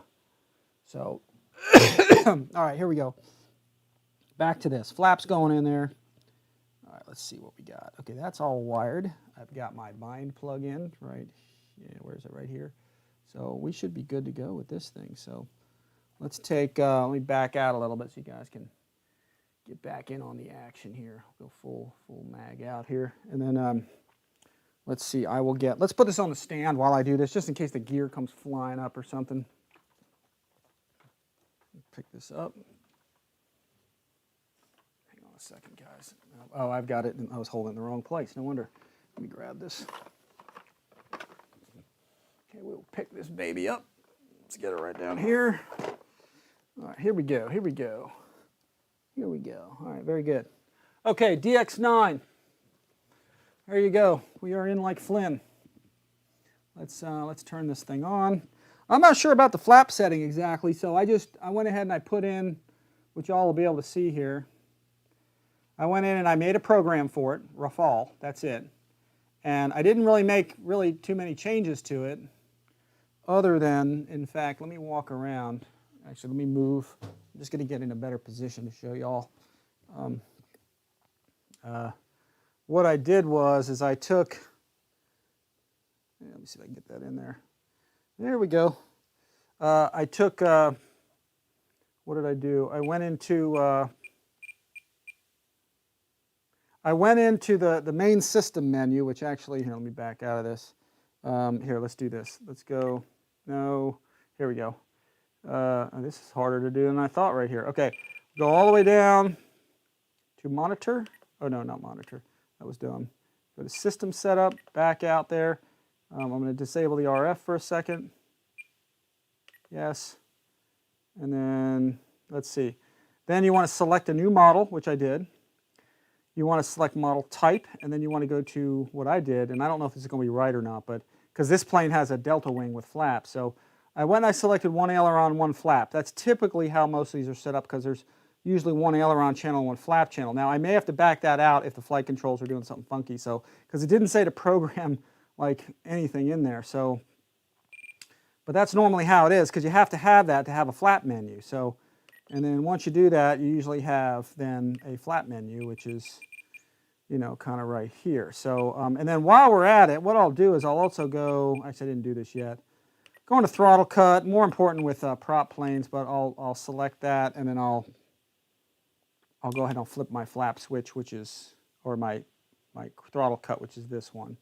So I assign that to G, press that, and then I'll make switch position number 2 white. I'll make the other 2 black. And what that does is it makes it hot when it's here, and it makes it off when it's here. I do that. That's my switch. You guys make the switch where you want it, put it on the button or whatever. But I do that because when I fly, I never use that switch. And I always keep my finger right there. So, and that's where I hold my radio up. So normally it's like this. So when I go to fly my plane, I put my switch up, and that's just how I fly. That's just my own personal preference. So, and I put a little red piece of heat shrink so I know what that is. And then I usually use this one for the reflex or for the AS3X to turn it on and off. And then you know, I'll make this one my flap switch, and of course this one my gear. Gear down, gear up, flaps up, flaps down. Just up for up, down for down on everything pretty much. So, all right, so let's plug this in. Let's we'll go wide on everything. And let's see if we can get, oh, did I put that connector in there? Oh, shoot, maybe I didn't put that connector in there. Maybe I put it in, did I put it on the stand? Oh, man, I might have lost my darn connector. my little, shoot, what did I do with that thing? Oh, I put it on the battery, that's right. Okay, just like I was talking about before, guys, this is in here, an XT90, as you can see here. So I'll zoom in a little bit, that should help a bit. Let's see, XT90 right here, that's at the top of the screen. And then it connects to an IC5 or an EC5. These are the connectors that I was telling you about. If you guys go to Nitro Hobbies, I don't get any commission on these, other than if you use my Amazon store. I take that back. If you guys get these through my Amazon store, this is probably the best XT90, okay, to EC or IC5 connector around, because there's no soldering, there's none of that crap. It's probably the nicest connector you'll find around. And if you go to the links in the description below my video, find the Amazon store link, and it will be right there. I talked about this a little earlier, but this is the best way to go if you're using an adapter. And you can see how this is. It's a tough adapter. It's small, but it's solid metal, so it's kind of nice. So, all right, so let's do this. Let's back out of here, out of my menus. Turn my radio off, and let's go ahead and bind this up. In fact, we'll zoom. No, we may not zoom. Yeah, we'll zoom a little bit. Here, let's see. I'll zoom a little bit on this. So hopefully you guys can see a flashing light there way at the top of the screen. And I'll put this right here so we can all observe and witness the bind process happening here. Let's see. We will plug this in, and there's our flashing light. There it is. Hit my bind button. Turn my radio on, throttles down, hand on the plane so it doesn't launch anywhere. DSMX 22 milliseconds. Telemetry. Bind complete. There's the bind. And the AS3X, or not the AS3X, but the reflex is running through its, oh, look at those lights. Look at those lights. Those lights are cool, man. That is awesome. All right, let me, hang on a sec. Let me see if I can get the landing gear. There's the lights. Oh, man, that is cool. You've got to like that. All right, here we go. We're backing up. Yeah, look at this. Okay, guys. Okay, we're going dark. I got to see it. I got to see it. I got my throttle safety on here, so it doesn't go launching anywhere, hopefully. If it goes somewhere, it'll hit over there, so we'll be safe. All right, you guys ready? Here we go. Check that out. Lights are off. Yeah, that is bad to the bone. Look at the lights on this darn thing. Holy smokes. They are so bright. The landing lights are awesome. Looks like got flashing wingtip lights. You got actually right here is a red nav light. Let me see if I can even zoom in on that. Let's see, which way does this need to go? It needs to go actually backwards. Let's see, is there anything to hit back there? No, I don't think so. Here, let's go back a little bit. I might lose my instructions though. Oh no, I gotta go forward here. Let's see if I can zoom in on that and see how that comes out there. Yeah, look at that, those are some bright lights. You see the red one in the back and the white one up front for landing? Man, that is a slick bird, man, with those lights on. Holy smokes. That's going to be great to see in the dusk. Okay, let me get the lights back on before I fall over and break my neck here. All right, get that going. Sorry, man. Sorry, guys. I had to stop and see that because I've been waiting to see the light package on this airplane for quite some time. So that's cool. So anyway, okay, guys. Any questions thus far? I'm looking at the chat. Yeah, ahoy mates. We got Jolly Pirate here.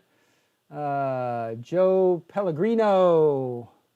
Jeff in Lower Alabama. Hey, Joe. Today actually a nice looking plane, RC Informer. That's Olin's RC. Thanks for coming. Clavier. Not for Proud Boys. I'm not sure what that means. All right, well, anyway, let's see. Won't the IC5 plug straight into the XC90? That's from IB Silly for you. Okay, that is a really good question.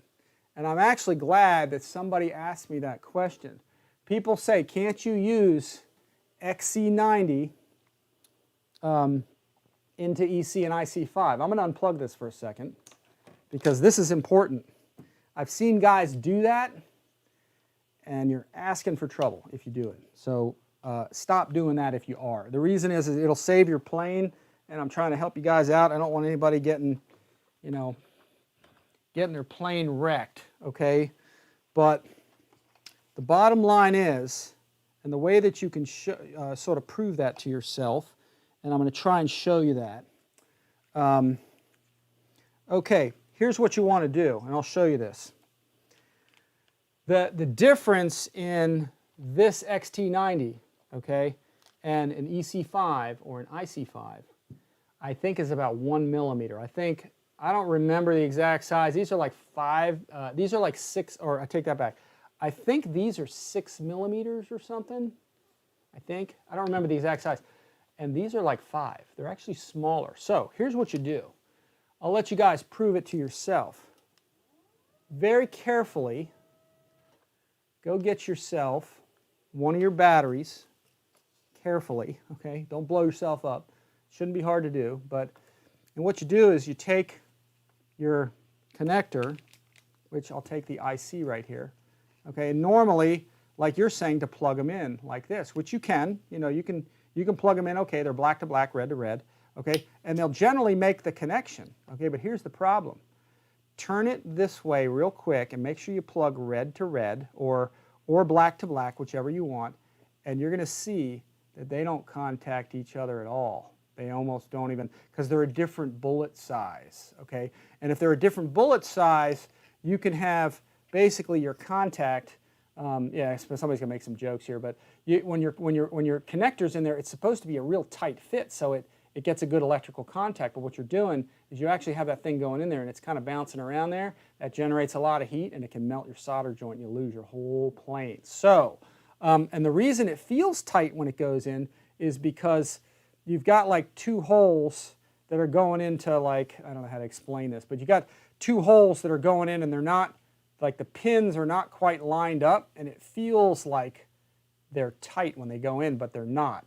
Each bullet is actually very loose, and it's hard to explain that. But so when you plug them in together like this, it feels like it's really tight, but when you wiggle it, it's really not. And when you put one connector in on the other, it barely even contacts. So you're basically not getting a good kind of solid, you know, pin going into there. It's actually touching one side. So anyway, you know, don't connect your XC90s to your EC or IC5s. It's not wise. Just get an adapter or desolder your connector and put something else on it. So you don't want to be putting these together. Because with a bad connection or a kind of a looser kind of connection, it builds up heat and your solder joint can go. I've had it happen. Your solder joint can melt away and boom, lose power, plane's gone. And then it's generally just not a fun day because it just you lose the whole airplane. So you definitely don't want to lose contact. So anyway, okay, so let's now that we got this thing going, it's plugged in, everything's cool. In fact, you know what? I kind of screwed that up. I forgot to take the bind plug out. So let me just do that again. I've never screwed that up before. Here, let's put this back in. We're gonna unbind, or we're gonna do a rebind of it just for the heck of it. Let's see, we're going to plug this in. I got the bind plug in because I forgot to take the bind plug out. Plug this in. We're going to just do a rebind.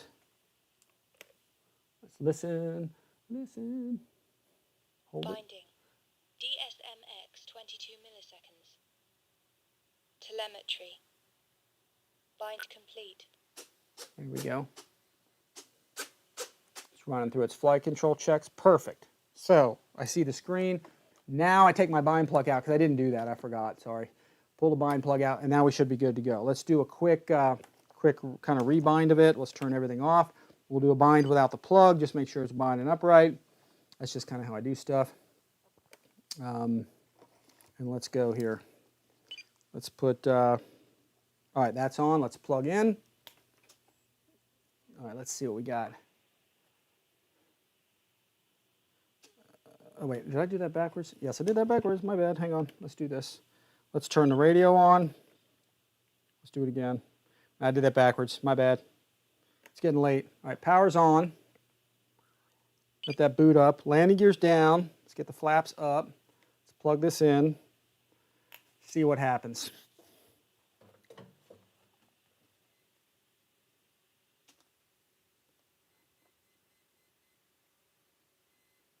Flight controls are going through their checks. All right, cool. And we should be good to go. All right, let's see. We've got our elevators. That looks pretty neat. Here, I'll zoom in for everybody here. Let's go zoom on in. Let's get in on those. Let's get a little closer. A little closer. Get a little closer. So everybody can see the flight control surfaces there. Okay, so there's your elevator. You see your canards moving with your wings, your ailerons. Looks like ailerons are wings only. So your canards are just pitch. And let's see flaps if those are working. The flaps don't seem to be working.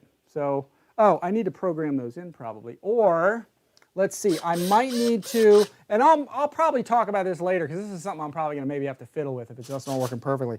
I might have to actually take that program out. So, here, let's do this. Let me take that program out and see if I actually need that because I might not actually, you know what, let's do this. Let's go into the flap system. Now, we're probably going to need it. So, let me activate the flaps. That's probably what I need to do. There we go. And let's see if it'll work.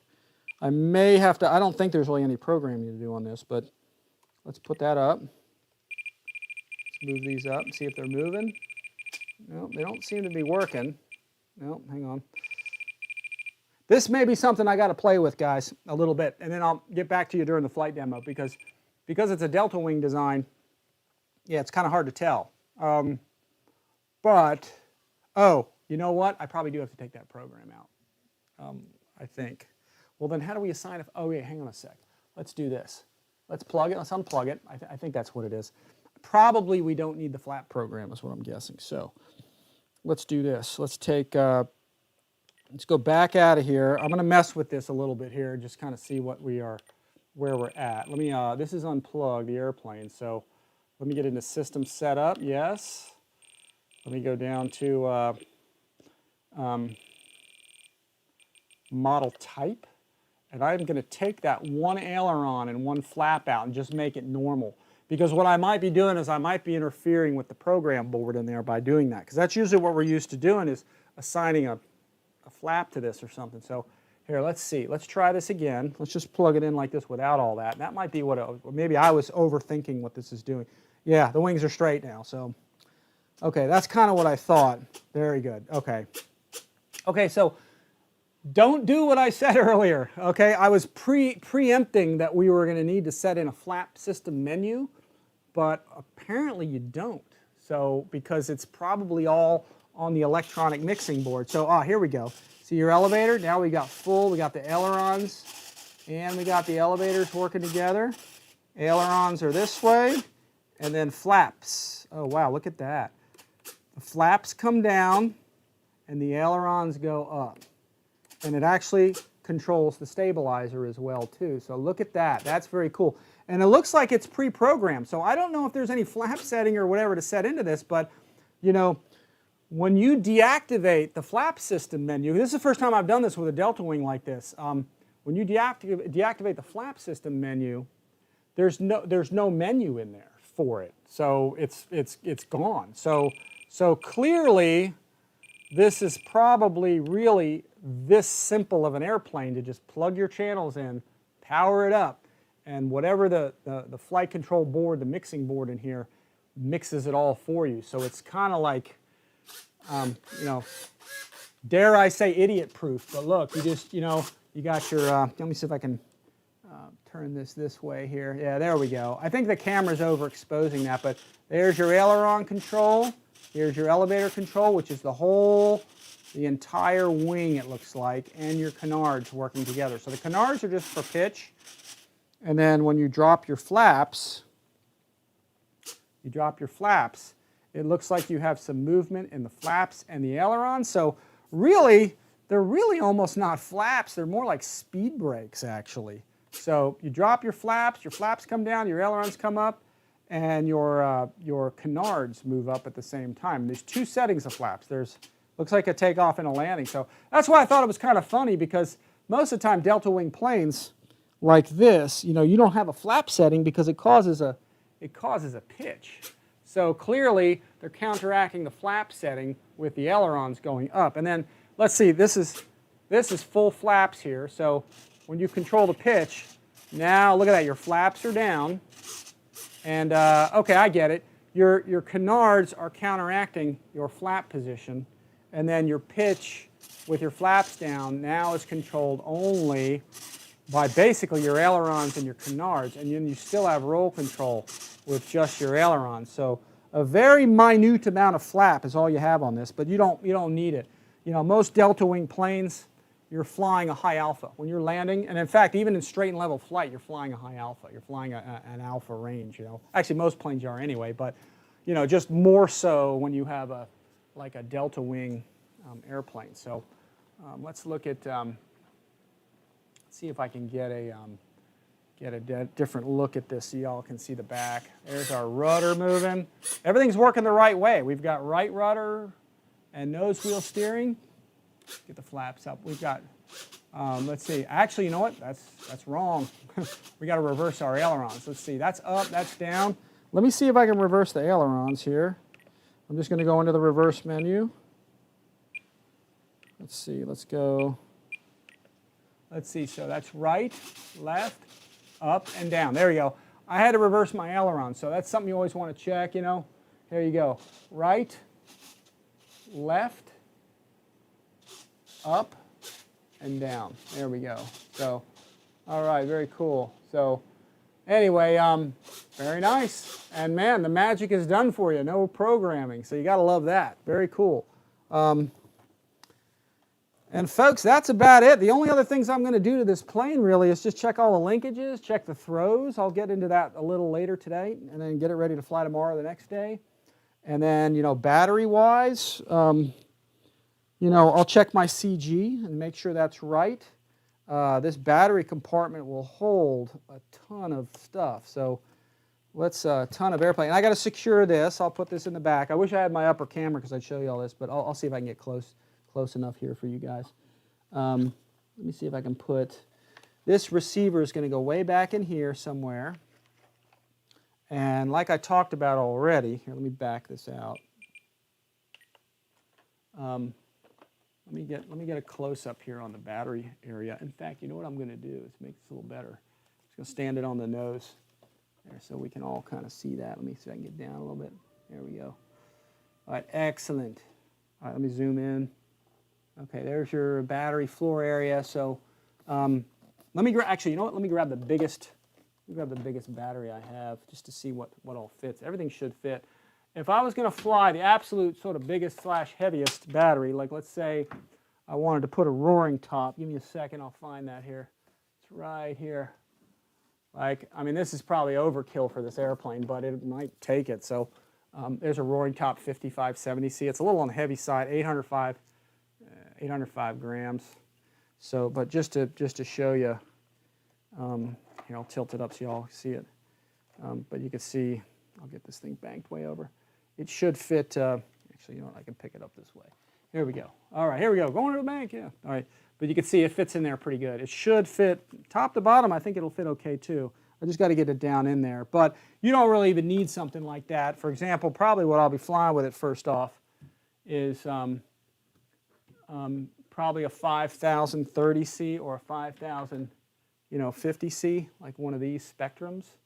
So, you know, if I show you what that looks like, that's like an easy fit. In fact, let me, instead of screwing around with this, you've got your Velcro on the floor, you know, which, you know, I'll take this off and I'll put my shelf liner on the airplane. I had pre-cut, if you guys remember, I pre-cut some shelf liner that I'm going to put down in there. So, but let me put a battery in here and let's see. The battery compartment is huge.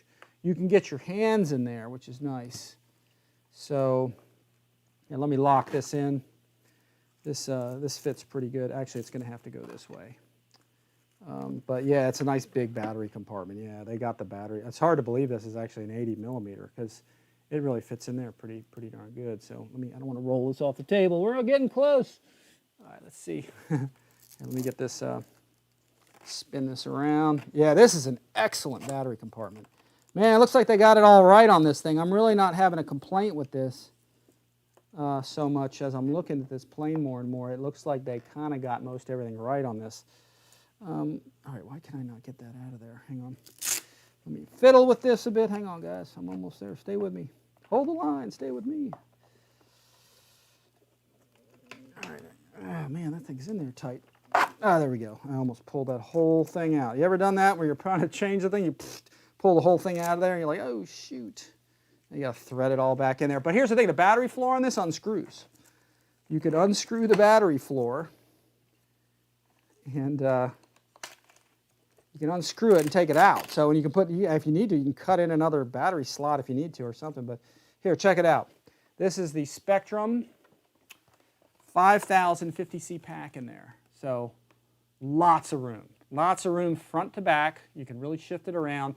And again, I think the CG is probably going to work out. I'll talk about that when we fly it. But you can see there's just a ton of space in there. So your Admiral 5000s, even your Admiral 6000, except for the weight. I don't know about the weight yet, but you'll be able to put, yeah, here's an Admiral 5. Admiral 5 is long and thin, so if you've got these, you'll easily be able to put that in there. So this one, the Spektrum 5000 50C, it's fat. So, but it fits in there beautifully. They made the battery straps wide on this, so you could put a wide battery in and a long battery in, and you've got space. You've got space front to back to move this thing. So lots of room in here, guys. So this is, I mean, everything you need to know, man, it's right here. This is definitely it here. So I'd be curious to see the CG. And in fact, you know what, maybe since I'm here, let me play with this for 1 second. What did the book say, guys? The CG was... let's see, what do we got? We've got 124 guys here, awesome. What was the CG? The book said that the CG, Emmanuel, all right, the Spanish Emmanuel says, what does it say? 110 to 130, so, you know, just taking a ruler here roughly, 110 is behind this screw here roughly. So yeah, that's pretty close. I don't have the canopy and the nose cone on it, but yeah, that's pretty close. So it looks like it's going to balance well, you know, with a 5000 in there. So yeah. Chris wants to know 5100 carbon. I got one of those. Chris, if you want to see that, here, let me take about 5 steps, 10 steps over here. I'll get you an Admiral carbon and see. The carbons are kind of big and heavy, but I think it'll fit. Let me grab a carbon here. And carbon! Yeah, here we go. Talking about that right there. Yeah, let's see if that'll fit. That should fit. I don't know, top to bottom, width-wise, it should fit fine. Let's try that. You're right, this is a Mac Daddy, and it's kind of heavy. I don't remember the weight on this. I thought I put it there somewhere, but here, let's see if that'll fit. Like I said, I'm pretty sure side to side it should fit in there okay. Man, I love the way this plane stays down. Normally it's flipping up on the tail, but man, they got this baby right. Let's see. All right, I'll put this in sideways. Oh yeah, it's plenty wide for that.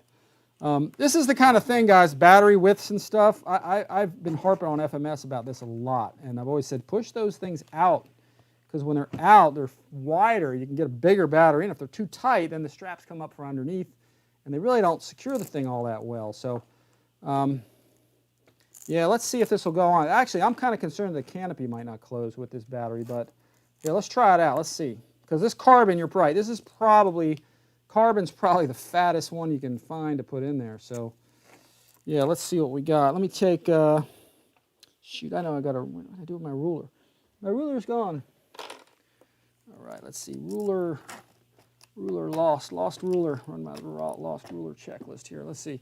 All right, let's tighten this up. There we go, we'll get that down in there. I'm just gonna tuck this in here just to see if it's gonna fit. All right, let's see. Get that down in there. Let's see. Drum roll, please. You might be able to trim some though. Let's see. I don't. Hey, that might fit.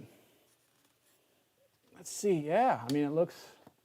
It's tapping a little bit of something, but yeah, that's nothing you can't trim. I mean, I can latch it. So yeah, you might need to do just a little trimming of something. There's some room to trim, but you can see the battery. Here, I'll lift it up. Zoom in there. If you got your Admiral, your carbons. You can see right here where this little lip right here, and then it's carved out too. So I'm not sure where it's hitting, but it might be hitting somewhere along this edge or something. But there's some room to trim here if you need to. But here you can see how that edge is right there. It goes in well, and it goes almost all the way down. So it might just need a little hair of trim. But yeah, if your alloy carbon is not super puffed, you ought to be able to put it in there. So it fits with ease. Question is CG. How's that going to go down? Let's put this on here, and let's see. It should. Yeah, it might be leaning a little far forward, but then again, you can shift it back. I don't want to break my Canard there. Yeah, you can come back on it a bit too. So I mean, it'll shift back. You can get it under one strap, and actually, you can cut some strap notches in that. You can pull that wood floor out, and if you need another strap back here, you can probably do it, I bet, and get that back farther. So, but yeah, man, carbon ought to work. I mean, you might have to do a little bit of, it's balancing, it's a little head of it, but it's the weight is the issue, not the size. So you won't have a size problem with the carbon. You could have a weight, but that's, you got to balance it and check all this out and make sure, it's working or not working or whatever. So, but anyway, let's see. I got the chat log up there. Let's see. I use HRB 4-cell 3000 and Roaring Top 274S. Yeah, that should be okay. Yeah, that carbon. This thing is a brick, baby. This is about the fattest battery you'll find. That's compared to the Spektrum. The Spectrum's actually a little less in the width and really short this way. And so your 5050C, Spectrum's probably going to be like the way to go. Maybe the 5000 Admiral.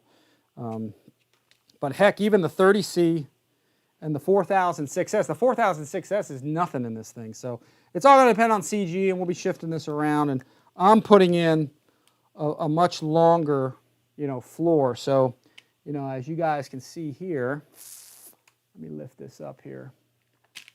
Whoa, almost did a wheelie there. As you can see, the floor is pretty long. I mean, the wood stops here, but the tray extends all the way to here, and then you can go all the way. You can go back quite a bit. I just got to put this receiver someplace, which I'll get it in there, and I'll mess with that later. That's the kind of thing that takes a little figuring instead of just slapping it all together. So, but yeah, man, that's it. That is it. So let me take some questions, and then what I'm going to do is while we're chatting here, someone said, Chris, so it's truly 6-channel. Yes, it is. All you need, you should only need, if I'm not mistaken, even just an NX6. Because the NX6, this is, Spectrum's one of their newest radios. The NX6 is really a 7-channel radio. I was going to use the NX6 for this airplane. The only reason that I didn't do it, that I didn't decide to hook this one up, was because my plane has the reflex unit in it, and I like to have the reflex on a 3-position switch over here, and this radio doesn't have it. It's got plenty of 3-position switches. It's got this one's 2, this one's 3, this one's 3. So, and for the reflex, you don't have to have it, but it's nice to have a 3-position switch because in the middle, reflex is off. Up, it's the full wing leveling, pitch leveling mode, and then down is stabilization for wind. It kind of takes things out. That's where most people are going to have it. So this didn't have the switch, but my DX9, and let me put that down because that's not going to be good. My DX9 does. It has this switch right here. So yeah, I just trimmed something. It has this switch right here. So I like this switch position, but I'm using 6 channels plus the 7th for being able to just, switch your reflex. So that's why I'm using the 9. But yeah, if you got a 6, it is a true 6-channel. It's just that you will need a 7th channel of some sort if you want to be able to switch an AS3X or a reflex. So yeah, take that for what it's worth. So, but anyway, here let me back away from this. Just set this. There we go. Let me take that down. Let me take this down. And let's see. I think that's about it, guys. Here's what I'm going to do. I'm going to slap this together. Yeah, Horizon does not sell a bind and fly of this, I'm pretty sure. And in fact, when we first put postings out of this thing months ago, we made the mistake of putting that there was a bind and fly version.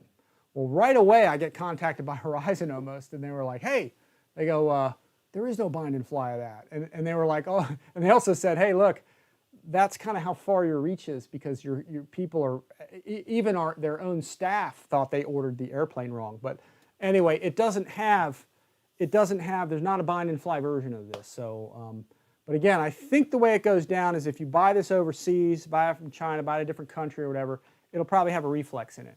If you're buying it in the USA, it probably will not. Okay, so mine has it in it because it came from the factory. So, you know, I got a little lucky with it, I guess. So, you know, that's the deal. So, let's sing. Yeah, that thing is hot. C Mafia says that thing is hot. It really is, man. This is a slick bird. I'm going to take this 4000. I'm going to stick it in here. I'm going to power this thing up. Let me get my, where'd my connector go? My jumper cable. There's that thing at. Did I misplace that darn thing? How did I put that thing? Is it on the airplane? Yes, it is. That's where it went. Let me strap this down. And guys, when it comes to rates and throws and all that kind of stuff, and my receiver placement and that kind of thing, we'll get into that during the flight demo. That's usually where I talk about that stuff. Because I usually take a little time to, you know, after I build the plane, like assemble it like this, I'll sit there and I'll figure where do I want the antennas to go, where do I want the receiver to go, where's the CG, you know, with the ordnance on and off and all that kind of stuff. So let me just I'm going to strap one of these down just with a 4000 just to get it. And then we're going to do another night reveal with everything on it. So let's see. Yeah, this is sharp. This is sharp. Very well made, very nice fit and finish on the whole plane. Here, let's see. Let's get that on. Okay, we got a battery strapped in. And let me turn the radio on real quick. Radio's on. And then let me do, actually before we do that, let's take this, let's put this down. And let me take these batteries, because I got so many batteries over here. And let's get everything on the airplane. I'm going to put my refueling probe on there, so that's in place. And let me get my Ernst stand here. Let me get all these out of here. I got batteries everywhere. Let's see, we'll get this rolling here. All right. All right, let's get these over here. Let me get my stand. Let me take a stand, baby. Let's get this over here. Let's pick this up. All right, we're going to get this down. Let's take the airplane. We're going to roll it. We're going to roll it, Johnny. All right, let's see. And the monkey flips the switch. Here we go, here we go. Coming down low, coming down low. Don't ding the rudder. Don't ding the rudder. All right, there we go. We're just going to get everything on so everybody can see it in full glory, plugged in and everything. Yeah, this is slick. All right, that's in place. Yeah, these are tight, baby. These are tight. And again, the round leading edge and the sharp trailing edge. The blunt edge is forward. That's all you got to remember. And it should go on there real well. There we go. Get that. Get this whole deal on here. Yeah, this is one sweet model, folks. They have hit it out of the park with this plane. It's sharp. Again, I don't think these are side specific. So slide that on. There we go. Get this one on here. Excellent. Take the missiles, which I can't really get to fit on there because I think they just have too much paint on them. So I'm thinking we need to scrape some of the paint off of them to get them to really slide backwards. So, and you can probably break the missiles probably fairly easy. So here we go. Let's get this one on. Yeah, I think what we got to do is scrape some of the paint off of these because it's not sliding back. It looks like there's some glue and stuff. So, but they're sitting on there. So, but you want to scrape a little of that off and then put these on, and they'll slide back. I just don't want to force it right now. So, and I'll mess with that, you know, later on. So, But awesome, awesome. Okay, let's get it fully on its wheels without falling all over the place. Here we go. All right, here we go, here we go. Oh no, there's my rudder. That's a good way to ding your rudder, your vertical. All right, here we go. Rolling it around here. Coming in hot. There we go. All right, here we go. Excellent. There we go, folks. And that is your Rafale. Let's plug it in. I got my safety on. Let's plug it. We'll light it up. And in fact, I'm going to run it through the real quick. I do want to check out the reflex stabilization in it real quick. Let's plug this in. All right, let's get that in there, get it going. Let it do its flight checks. There we go. So we've got pitch, roll, right, left, up, down, rudder, nose wheel steering. And then let's check the flaps. Flaps come down, ailerons go up. And I'm wondering if there's a slowdown to that. I'll talk about that a little later. Normally when you deploy flaps, you know, you've got sort of a slower kind of deploy to them. I wonder if this will jerk the plane around. We'll see. There may be a way to slow that down a little bit. That might be a good idea. I'll look for that in there and see if I can find that. Sometimes you do that and it messes with the automatic programming too, so that might just be something we need. So let me do a quick gear cycle here because I'm not getting, that's the reason I'm not getting I'm going to take the center tank off. That's why I'm not getting the nose gear, the nose lights. So let me just do that real quick. There we go. All right, let's see. They're coming up. Yeah, I did a quick cycle of it. I didn't even let them move. All right, let's get that back on. Let's get that tail back on. Or get the tank back on. There we go. Cool. I tell you what, that's pretty neat the way they got that. You can see, I guess the full scale is this way. But you can see that from the underside, Tiger Instinct there on the center tank. So, yeah, real neat. Really neat. And there's all the lighting on it, folks. There it is. Let me put the canopy down on. Yeah, 4,000, normal 5,000 fits in here.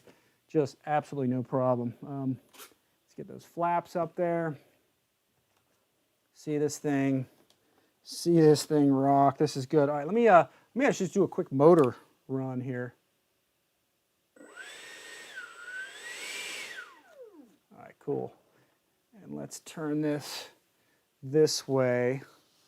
I have found, and I'm going to try to comment on this, with the reflex in this, I have found that calibrating the throttle on my other airplanes, it doesn't really fully calibrate because the throttle line runs through it. So I find I need to run the ESC directly into the receiver and then do a calibration on it.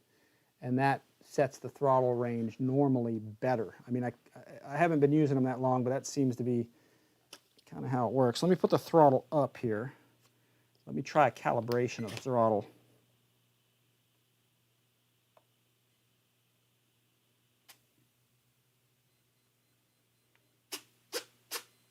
It's doing its checks. There we go. I'm going to try that one more time.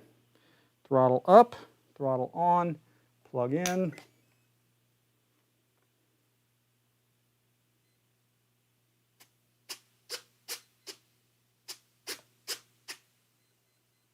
There we go. That might have set it. Oh yeah, that's moving much smoother now.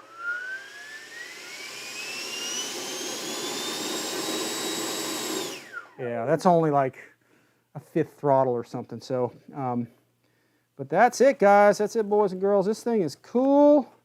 Get one at Horizon Hobby, guys. I do appreciate you guys using my links. And in fact, guys, if you do use my links for anything, even if you just use my link and click on this airplane and just go look at it, but if you need something else and then you stay in there and you buy something else, that supports our channel, guys. We get a little commission out of that too.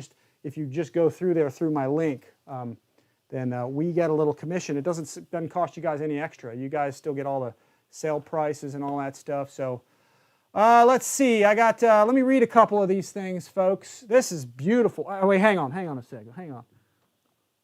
We got to do the lights again. I just got to do the lights again here. Let me hit the lights here. This is just too cool here. I need a remote for the lights now. There we go, man. Actually, does it look better with that? Now let me kill that. There it is, guys. There's the whole lighting package on there. Let me get the landing light deal. Let me get the landing light on here. Hang on one sec. Let me do a quick cycle of that, baby. There we go. I just did a quick switch cycle. But yeah, there's your landing lights, those rectangular lights. Your landing lights shining on your drop tanks. Yeah, this is outstanding, folks. You got your flashing wingtip lights. And guys, we are going to have in this, just so you know, we're going to have a Gooniac afterburner in this. So we're going to get that in here too. So special thanks to Ray for that, sending that over. We'll get that in there. I'll probably fly it initially here, but then we'll get his afterburner in there because I really got to get this out flying. But really, really cool, folks. It doesn't get too much better than this. This is about as cool of an airplane that you are going to see. We have reached such a high level. We've reached such a high level in RC with this thing. So here, let me see if I can get my monitor. I don't want to turn my screen off. that would end the show real fast. But yeah, guys, this is bad to the bone. This is FMS models. Absolutely, totally at its finest, man. This is a bad bird. So they killed it on this thing. So, but yeah, check it out at Horizon, guys. And yeah, it's very, very cool. I'll leave it here plugged in for a bit. Let me talk with you guys. See if you guys got any questions. Let's see. Up at the top, I got John T at the top. He comes by now and then. Reflex only controls main 4 channels. Yeah, that's right. Patrick Hughes is typing in French. Let's see. Does this have the weird brake in the motor that the Yak 130 had? No, actually it doesn't have a brake. In fact, let me grab my radio. I'll activate my throttle. If your brake is active, it's because you accidentally made it active or it came on. So you have to go into your ESC programming guide and you need to deprogram the brake. It shouldn't have the brake on. You can take that out. It shouldn't be on. So let's see. Mary Boozer says that, Rich, I think we should do a VS video. I'm not sure what that means. Let's see. Asan steering gyro is going to be mine. That's Dave Hawker. Yeah, I'm putting one of those steering gyro servos in the L39. So I'll be getting that in there. So so Wesley, what the heck is a VS video? Dale RB Senior says, let's go fly now. Yeah, maybe tomorrow. If I can get it up and rolling, maybe tomorrow, but if not, on the weekend. 35C is not enough for an EDF. Lately, it kind of has been. Some of the 30Cs I've been flying on EDFs, and they've been holding up. The newer generation of EDFs, like newer generations of batteries, like the 5000 30C, the Spectrum packs, they'll hold up with an EDF jet nowadays. I don't know why. I mean, they should be 40 or more, but they seem to hold up if you're not flying them too hard. I mean, this one's perfectly square. I've had this in many EDF jets so far. So. Let's see. Yeah, and it depends on who you ask. John T said depends on who you ask. Yeah, and he uses 55 and above. I've heard 40 and above is what you need. Preferably 50, but yeah, I mean, the more C, the better. That's Jason Delavale. Yeah, the more C rating, the more draw that it can handle. So, you know, the more you can afford, the better. The more C, it'll hold up to more amp draws. So basically it'll last longer is what it is. You get a tiny bit more power, but it's mostly about lasting longer. Let's see, what do we got? Rob Hoy. Hi from the Netherlands. Love your video. Thank you. Thanks, Rob, for coming by. Be silly for you. Can you read my... Oh, hang on a sec. Somebody wants to... Can you read my earlier comment? I be silly for you. I think I already read that one. IB wait, does it come? Oh, wait. Wait, if it doesn't have the reflex, it won't be a 6-channel airplane. You will have to have a 7 or 8 plus radio to use the Canards. No, I don't think so, because the reflex is just a stabilizer. That's all it is. The reflex 2 is a pitch, roll, yaw, and actually it adds a throttle in there. It's a stabilization system. But within this airplane, there is, let me see if I can show it. There is and I think it's this thing. Hang on a sec. I'm looking it up in the manual because I think I have it here to show you. There's a wiring diagram. There's a kind of hard to see here. I'll pull it up here. There's a flight control board of some sort in here that's pre-programmed. This might be it. I'm not sure, but everything's plugged in. So even if it doesn't have the reflex, all your Canards and all that stuff, I think it's all pre-programmed for 6 channels. So it's just that if you put your own stabilization in there, like a receiver with stabilization or a separate stabilizer with a receiver, you need an extra channel to be able to make the stabilizer switchable. But even if you only have 6 channels, you won't be able to use that, I guess, the 7th for the stabilization switching, but you'll still have stabilization. You just can't turn it on or off or change the mode, I think. So I'm pretty sure that's how it goes down. So bonjour from Patrick Hughes. Yeah, I can't read that, though. Does anybody speak French here? Let's see.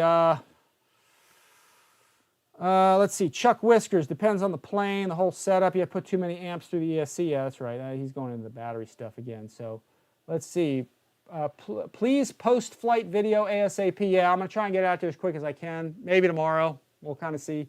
That's the plan. But I got to make sure it's set right rather than rushing out and messing it up.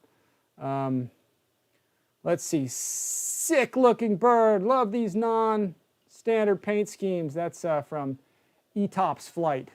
ETOPS Flight. ETOPS Flight. Is that a fellow airline guy? Sounds like a fellow airline guy. Kevin Berner, 30C is a little more of a concern when it is this cold. Okay. Save the humans, no cheating rich, gyro-free zone. Yeah. Well, but here's the thing. That's why I like the reflex systems, is that the reflex systems you can turn off. If you have a 3-position switch like I got on my DX9, in the middle position, stabilizer's off. And I'll fly it that way first, always. So really like that. Hey, who's up there? Someone's coming up the stairs. Okay. Let's see. Fly 635 says thanks. Let's see. Ian Bowen, is the gyro going to be in the overseas raffle competition? I think so. I'm not 100%, but yes, I think it is going to be. And we'll announce that here coming up soon. Let's see. Paul Rytech. That's a hard one. Kitech. Maybe the R is silent. Kitech. FMS Inrunners 35C for mixed flying or wide open throttle go higher. Let's see. The aileron flap. The aileron flap mix is a default. That's from Fly 365. Yes, it is a default. If you go back further behind in this video, the wires are set up where all you have to do is plug in aileron, elevator, rudder, throttle, flaps, gear, and then if you have that 7th channel, you can plug in your mode switch so you can switch your gyro gain because it makes it switchable. It's automatically pre-programmed. So yes, the mixing, the electronic mixing in here is by default. There is a PC board of some sort that mixes all of that stuff. So let's see. Kevin Berner, hello from Champaign, Illinois. I love it when people tell me where they're from. It's good to hear people from all over. Captain Smith, very high, top shelf professionals. Yep. Hello, Texas. Hello from Texas. That's James Drews. Save the humans. It says Rockford area. Let's see. Stellanor, more C rating, less battery sag. Yes, less battery sag, yes. But also it's the longevity of the battery. If you have a higher C rating, for example, and the battery can handle a 200 amp draw and you're only drawing 70 amps of it, you'll save your battery. If you have a battery that will handle a 90 amp draw and you're pulling 70 off of it. You're closer to that battery's limit, and that's where you start really wearing on it and like puffing it and stuff. So the higher the C rating, the more margin of error, the more buffer you have from maxing out that battery's draw limit. So let's see. Opinion, will the 2100 Platinum have enough go for this bird? Looks heavy. No, I mean, it's actually pretty light. You understand, it's almost like a flying wing. I mean, it's not bad at all. It's got some good, I mean, the 2100 should be enough. Now, the first time I fly it, all the missiles and bombs are off. I don't want any of that stuff on there because I don't want the drag. I'm probably flying it off the grass possibly too. So, Mary Boozer, real question, is we flying Sunday at Lark's Rich? Probably not Lark's, but, well, I don't know, maybe. I might go up there. We'll see. Let's see, 35C is okay if you ponder around and you're not pushing it. Yeah, that's true. I mean, you know, again, I think for me it's like 40 or 50C around is the minimum and then up from there. But again, I've been flying these smaller 70 amp or 70 millimeter EDFs lately, 80 millimeters with 30C packs in them, these Spectrums, and these Spectrums hold up, they don't puff. So they get a little warm, but they don't, you know, not a big deal. Looks great with the lights. Yeah, guys, I'm digging it. I am basking in, this is like all the glory, man. I was hoping that we'd get this soon to show you guys. FMS has always been cool to us. Like I said, I've been testing their stuff for years, giving them good information, taking their stuff to air shows, doing product improvement, R&D and all their stuff. And so, you know, they let us give you guys the information out there, hopefully first, in most cases first, so we can give you the kind of the right info on it. This is the coolest. I got to tell you, I love the FMS Tiger Cat as my favorite plane, but in the EDF jet world right now, as far as 80 millimeters go, this thing smokes them. There's some other planes in the 80 millimeter category out that this, just the cool factor of this, the fit and finish, they can't touch this. They can't touch this, man. This is cool. So FMS is killing it with this. Captain Photon says, thanks for the fun, Rich, from Denver, Colorado. Thanks for coming, Captain. Let's see, Aaron Phillips fired up. Yeah, I got to do it tomorrow. I got to get an afterburner in this thing. Maybe I'll like mess around tonight and throw one in there, but we'll see. I got one to throw in. We'll see. Let's see. ETOPS flight rich means, I know, that's what I said. Extended, I know. I fly 757. That's what I was asking. That's why I was asking if you were a fellow airline guy, because, yeah, ETOPS, our 7.6s are all ETOPS. Engines turning, passengers swimming. Love from Hong Kong. Okay, so ETOPS flight is in Hong Kong. Obviously, he's an airline guy of some sort, probably pilot, maintenance guy, who knows. Chris, Dave, I upgraded my E-Flight F-18 to the 2100, which is a dog on the stock 2000. Now it moves, yeah. I actually like mine stock. I think it's okay. I mean, it's not a rocket, but it sounds great on the stock. Digging it, definitely going to grab one of these. Hey, Wesley, use my link. No, I'm kidding, man. Let's see. Yeah, they're coming in. With real cars and planes moving two batteries, there are some fascinating batteries and motors in development. Yeah. I tell you what, if the battery technology gets better, we're going to be flying batteries half the size, so, and smaller, and yeah, we'll be flying longer periods of time, you know, on same size battery. Wilson White Owl, yeah, I bought a few with Rich's advice on Warbirds, having fun with the 1.5 millimeter or 1.5 meter P51. Yeah, that's awesome. Please, please, please, guys, use my links and hit that like button. That like button really helps us out. That gets the word out. It shares our video. When you guys hit the thumbs up, the like for our videos, the more times you do that, it shares, makes the YouTube algorithm share our videos around with more folks. So it helps us grow. So appreciate that, guys. Spectrum batteries use different chemistry, hence their price and why they hold up and don't pull off. That's from Stella Nor. So they're a little more expensive. I actually didn't know this, but Spectrum batteries use different chemistry, hence their price and why they hold and don't puff up. Same like OptiFuel batteries. Okay, good to know. And I always wondered that because I'm using 30C Spectrum packs on my EDFs and they're not puffing. So, you know, sometimes you get what you pay for. So, Will Tyler Hobby sell it with a reflex? I don't know, Michael Lane, but I don't think so. I think it's not really a U.S. item, but if you guys get one of these in the U.S. and it's got reflex, let me know, because I'm trying to spread that word around. But when we got the CJ6 a while back, mine had a reflex and people were buying them. They're like, hey, I don't get the reflex in there. It's not a U.S. thing, really. So what happens if your Tesla battery puffs? Yeah, new car time. Jason Delaval, speaking of afterburners, Ray, I'm going to need another one for this jet. Yep, send it. Ray will send it to you. Keep on LX to make new models for Banana. Yep, that's Dana's RC. Fly 365. Thank you from Israel, Fly 65. I fly real Cessna 172, 180 horsepower. Which plane would be faster? This one might actually be quicker. Ian Bowen, he's in the UK, Rich. Off to bed, looking forward to flying video. Great looking plane. Thanks, Ian, for coming. And what else we got? ProTech Appliance. How many minutes do you think it flies?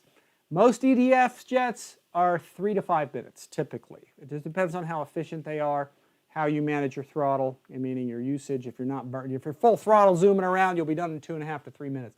If you're modulating the throttle, bringing it back after takeoff, and then using it when you need it, managing your throttle, that's what they call that. You'll get more out of it. So, but this I don't know. It's a flying wing, sort of, so it's probably pretty efficient. Let's see. Birkin, how hard do you think it will be to fly? Probably not to fly if it's got a stabilizer on. The videos look like it flies well. Psycho Dad, peace out from Belgium. Mary Boozer, just ordered some 100C Spektrum packs. Can't wait to try them. Yep. Save the Humans, laugh out loud. ETOP's flight. Can we have a quick look at the bottom? Logged in late. Yeah, I can do that. Let me fire. I got to get the lights on anyway. Starting to get sleepy here in the darkness here. So here, let me walk around here. I need to get a remote for my light switch now. Got a remote for everything else. Let's see what we got here. Oh, shoot, there's a light. I can't see. Turn the light off. All right, here we go. Let's widen this out. Yeah, let's see. See if I can get this up here for everybody. Yeah, this is cool. Here's the bottom. There you go. I don't know what that's about. All right, that caught me off guard. Hang on a sec. I don't know why the gear went up. Here, hang on a sec. Oh, I know why, because I hit the darn switch. I got my radio down here and I bumped it. Here, hang on.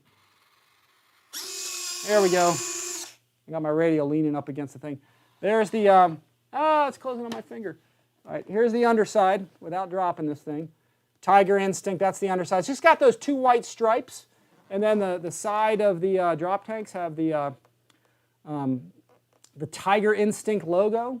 So, and just those 2 stripes under the center, that's really about it. It's all blue on the underside. There it is. I tell you, it's a big plane when you get this thing together. I mean, it's pretty honking. So, but very, very nice. Very nice, very slick. Oh man, if you came kind of late, be sure to check out the whole video, guys, because there's a lot of stuff in here that we covered. So, see, there's a good thing for having a safety switch on your radio, because I could have launched this off there if I just bumped my radio there. So, let's see.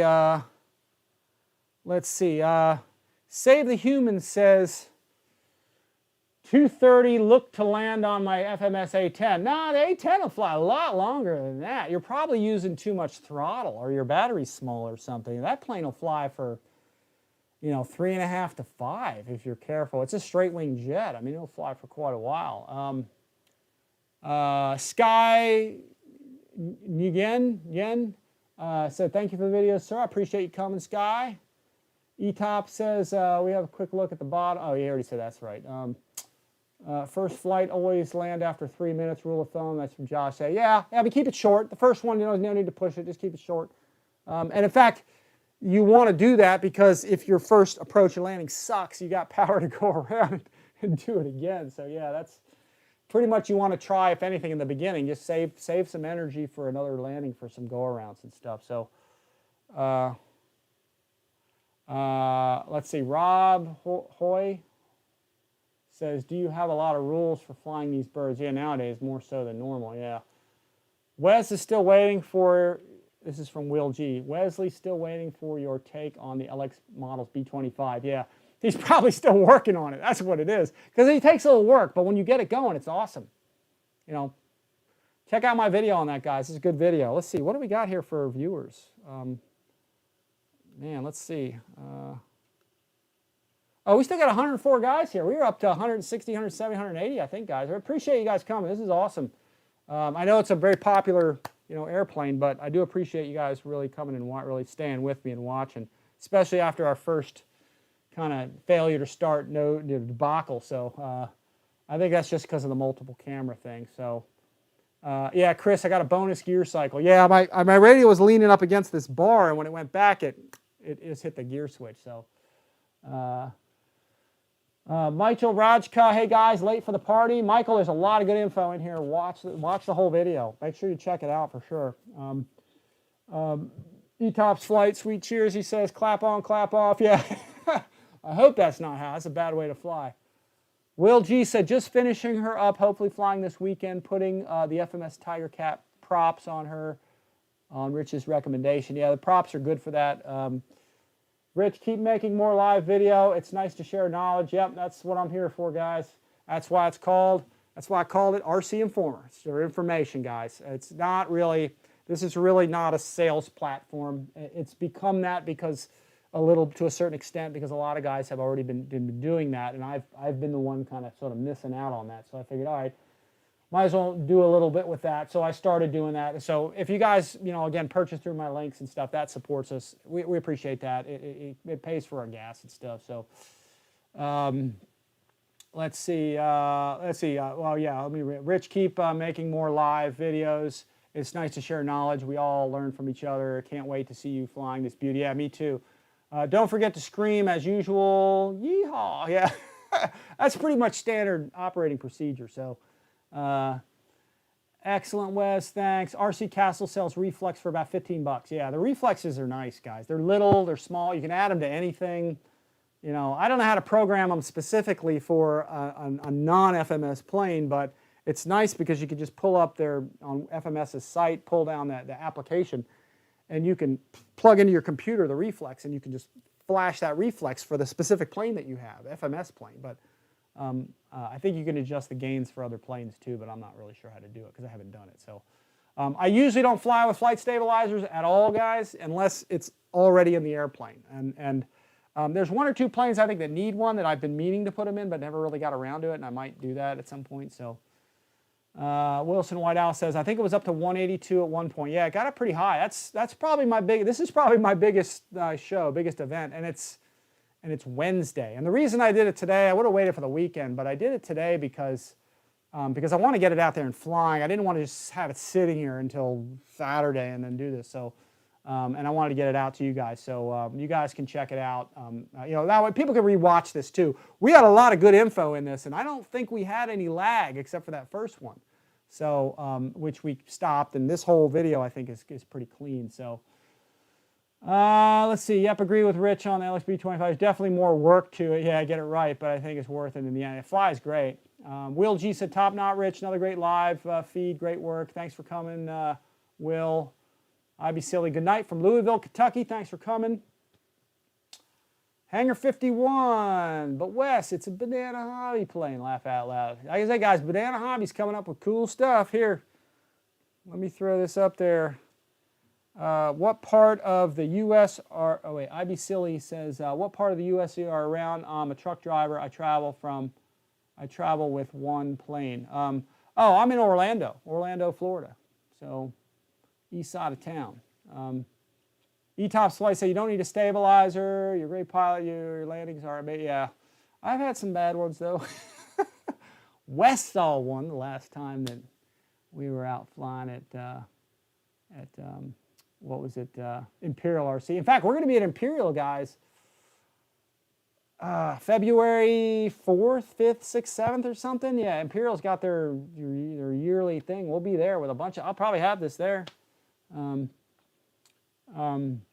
Yeah, well, E-Top's flight. When I fly this the first time, I'll fly it without the stabilizer. In fact, that's the beauty, like I said, of the FMS planes, is that you can have the center switch position, and like this thing is totally In fact, I haven't even tried this yet. It's totally not stabilized. It doesn't do anything. But when you switch it on, which this is the first time I'm trying it, let's see what it does. Oh, you know what? I hadn't assigned the switch yet, so I'm not sure which switch that's actually on. So actually, you know what I can do is I can probably, actually, I'm going to assign that right now real quick. Let's see. Definitely banana, something to look out for in reflex. Haven't, yeah, let's see. Adam. Rich, how do you store all these planes? I keep nearly every one I review, yeah. I'm divorced. That's how I do it. And I have an awesome girlfriend that she doesn't mind so much. They're all over the house, yeah, but she's cool about it. So I got to get man, I wish in Florida we had basements, but there are no basements in Florida, unfortunately. It kind of blows. So, all right, let's see. Let me get, real quick, I'm going to go to channel assign. Let me see, are you sure? Yes. Model select. Let me go to channel assign, and I put this, let's see, next. I put this on aux3, I think, didn't I? Let me check. Yeah, auxiliary 3, S-bus. Yeah, so let's see. aux1 is, aux2 is, yeah, okay. So what I'm going to do is I'm going to set that to, there we go, switch E. Okay, I'm going to change that to something else. I don't know what that is. No, I'm just going to, all right, so that should be assigned actually. Here, let's plug it back in. I forgot to do that. I didn't assign my reflex switch. I did not assign it to a switch, so let me plug that in. That's another thing I forgot to do, but that's okay. It's just small stuff. That's all just touch-up type items here. All right, let me let it stabilize. There we go. Okay, there we go. So let's see. It should be not stabilized now. And then with the switch up, yeah, see, you saw the elevator flap twitch a little bit. So now it's correcting. Pitch and roll. Yeah, that's coming up, that's going down. Yeah, so everything's correcting, yaw's correcting. And yeah, that's good. And that's in fact, is that stabilizing wind mode or is that, no, that's actually correcting. That's wing level and pitch, so wing, pitch, and roll level. So if I go down to the lower position, now it should be just stabilizing. Yeah, it's not holding its displacement. So yeah, that's the beauty. And I just assigned it to this. Jake, get out of here. My cat's down here. If you take this, let me zoom in real quick. Maybe we'll get right here. Let me see if I can zoom in. See if I can put that here. This switch, this switch right here, I have a 3-position, and that's why I'm using my DX9 because I like the 3-position switch here. In the middle position, stabilizer's off. In the up position, it's wing and pitch leveling, and in the lower position, it's simply just stabilized mode where it kind of takes out the wind for you and stuff. So when I do fly this the first time, I'll fly it. I'll fly it with it off first. So just in case there's some, you never know when the automation wants to do something insane with your airplane. So I just think you're better off having it off the first time you go up. So and then if it's flying well, I'll put it on in flight, and let it and then kind of see what it does from there. And if you have to, just switch it off. Kind of like I was kind of like with that Osprey the other day when it went nuts on me, and because I flipped the switch, they transitioned. One pod went, one didn't, and then it spun. And the next thing I did was put the pods back up, and it went right to a hover. Stabilization kicked in, and it leveled. That's the recovery for that. So that's actually a good thing to. That was actually good for everybody to see because that's what you're supposed to do when you recover it. So. Let's see, Adam, 1985, safety's on, so I'm not launching my plane off. Hey, oh yeah, he already said that. Yeah, great unboxing and assembly video, Rich. Looks fantastic. FMS has really kicked goals with this. Yeah, they've done a good job. When I first started working with them, like 10 years ago, roughly. Yeah, I guess it was more like 10, almost 10. I found lots of little problems with their planes, and I kept fixing them little by little. I'd send them pictures, I'd send them video, and they'd say, hey guys, we need to fix this. Let's change this, let's change this, let's change this. And so I work with them consulting a lot on repairing, making them. I said, let's go to ball links instead of this, these linkages, instead of these clevises and stuff. And yeah, sure enough, when I see new airplanes like this, I'm like, they listen to me. They were, not that I'm the only one doing it or anything, but there's a little bit of me in a lot of these airplanes that are coming out from FMS. So I kind of help them kind of get the kind of the proper way of doing some of these things anyway. I mean, they do a great job on their own, but people like me give them some guidance, and they take it and they work with it and stuff. And again, that's a lot of reasons why they do send me these, because I demo them, I take them to lots of events, and I just show them off well for them, and man, we're a good partnership. They're nice people over there at FMS too. They're cool to work with. Let's see, there's sinkholes in Florida. Dana's RC, you can throw the planes in, yeah. It's bad when we buy our homes and vehicles to support our hobby and have enough storage space. That's right, man. But that's true. Florida homes, man, they suck. They just don't have any basements, So, and there's closets, but there's still not a lot. You can't, like if you live in Florida, you can't own much unless you have a big house to put things in. So mine's reasonable size, but you still run out of space very quickly when you have planes like this and stuff. Yeah, Will G says he owns the house next to him. I almost thought about buying the house across the street, actually, for that very reason, just making an investment out of it and throwing all my planes over there. So anyway, Stephen Thomas, Rich, she's a cute scoot. Best LB, yeah. Rich, if you need room, I'll take the TC, yeah, the F7F, yeah. Everybody wants that F7F, so yeah. There's one of them right up there. One of them I'm working on. Rich, you need to make room. Yeah, that's right. Rich, I'm just a lottery jackpot and a win from being your neighbor. Yeah, man. We'll get a big property and fly off of. I'm actually looking for that. I'm actually always looking for, if I find a house with a property or some space and something, I may just buy that, move into it, have my own runway area. I don't need a lot of space, but just a little. I've been wanting to do that for like 10 years now. But school, kids, it's kind of hard to uproot all that. Paul Rytech, enjoy the video. We're staying up past my bedtime here in the UK. Yep, really looking forward to the flight video. Rytech produced architect. What is it? Rytech pronounced. Oh, architect. Architect, Rich. Rytech. Really? That's pronounced architect? Wow. Just to play on words. Okay, all right. Well, I'll take your word for it. Hey, stay tuned, Paul. This weekend, we may have a new release plane to show you. Not this one, but another one. So we'll kind of see. Depends on if I can get some stuff done. Let's see. From Bermuda, when are you flying the L39-105? I got to get the fan and the speed controller in it. As soon as I do that, we'll start doing all that stuff. Flying it. Jason Della Valle, great review tonight, Rich. Super excited to see planes like this, because that means ever better planes are in production as we speak. Yep, got to go later. Thanks, Jason. Thanks for coming by. Rob Hoy, I think it's Hoy, H-O-O-I-J. Hope I can fly my Su-30E flight this year. We have lockdown now. Oh, wow, yeah, lockdowns are horrible. And Joe's going to close it up further. So he's going to force us. So let's see. See how that goes down. Let's see. Crazy Flyer 13, excellent review, very detailed. Can't wait for mine to come in. Have a great, to get a Guniac burner to complete it. Yeah.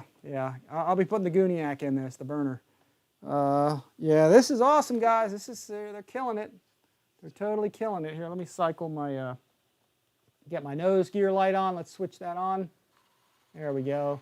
The nose lights are awesome, folks. They definitely killed it with this thing.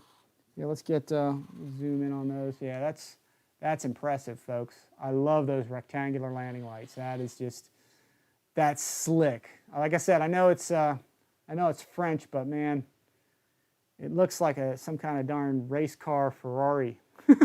I mean, it's very cool looking. It's very sharp. Has a slick race car look to it. Very sporty. Obviously very European. So yeah, very cool stuff. So let's see if I can get that back a little bit. There we go. Awesome bird, guys. Awesome bird. Can't wait to fly it. Let's Stella Noir says, peace out from London. Good luck with the flight tomorrow. Thank you. Just Wing It. What's up, my friend Seth this year? Just Wing It. I don't think they're having it. I heard they're not having it. Unless you can tell me that's wrong. I hadn't seen anything on it. And I heard it was canceled, but I don't know. Steve, Save the Humans. Rich, since you're in Florida, do you ever fly with Dino DiGiorgio? That sounds familiar. E-Top Flight, thanks for the review. Time to get up and have breakfast. It's another beautiful day in Hong Kong. Later, E-Tops. Fly Delta Jets. Let's see. Adam 1985, is the nose light on a timer? No, it's just that every time you power it up, I'm trying to remember. I had to switch. No, I had to cycle it. What it is when you turn it on, the lights are not on. So you put the gear up. They probably don't want you burning them out. I might burn them out here. Who knows?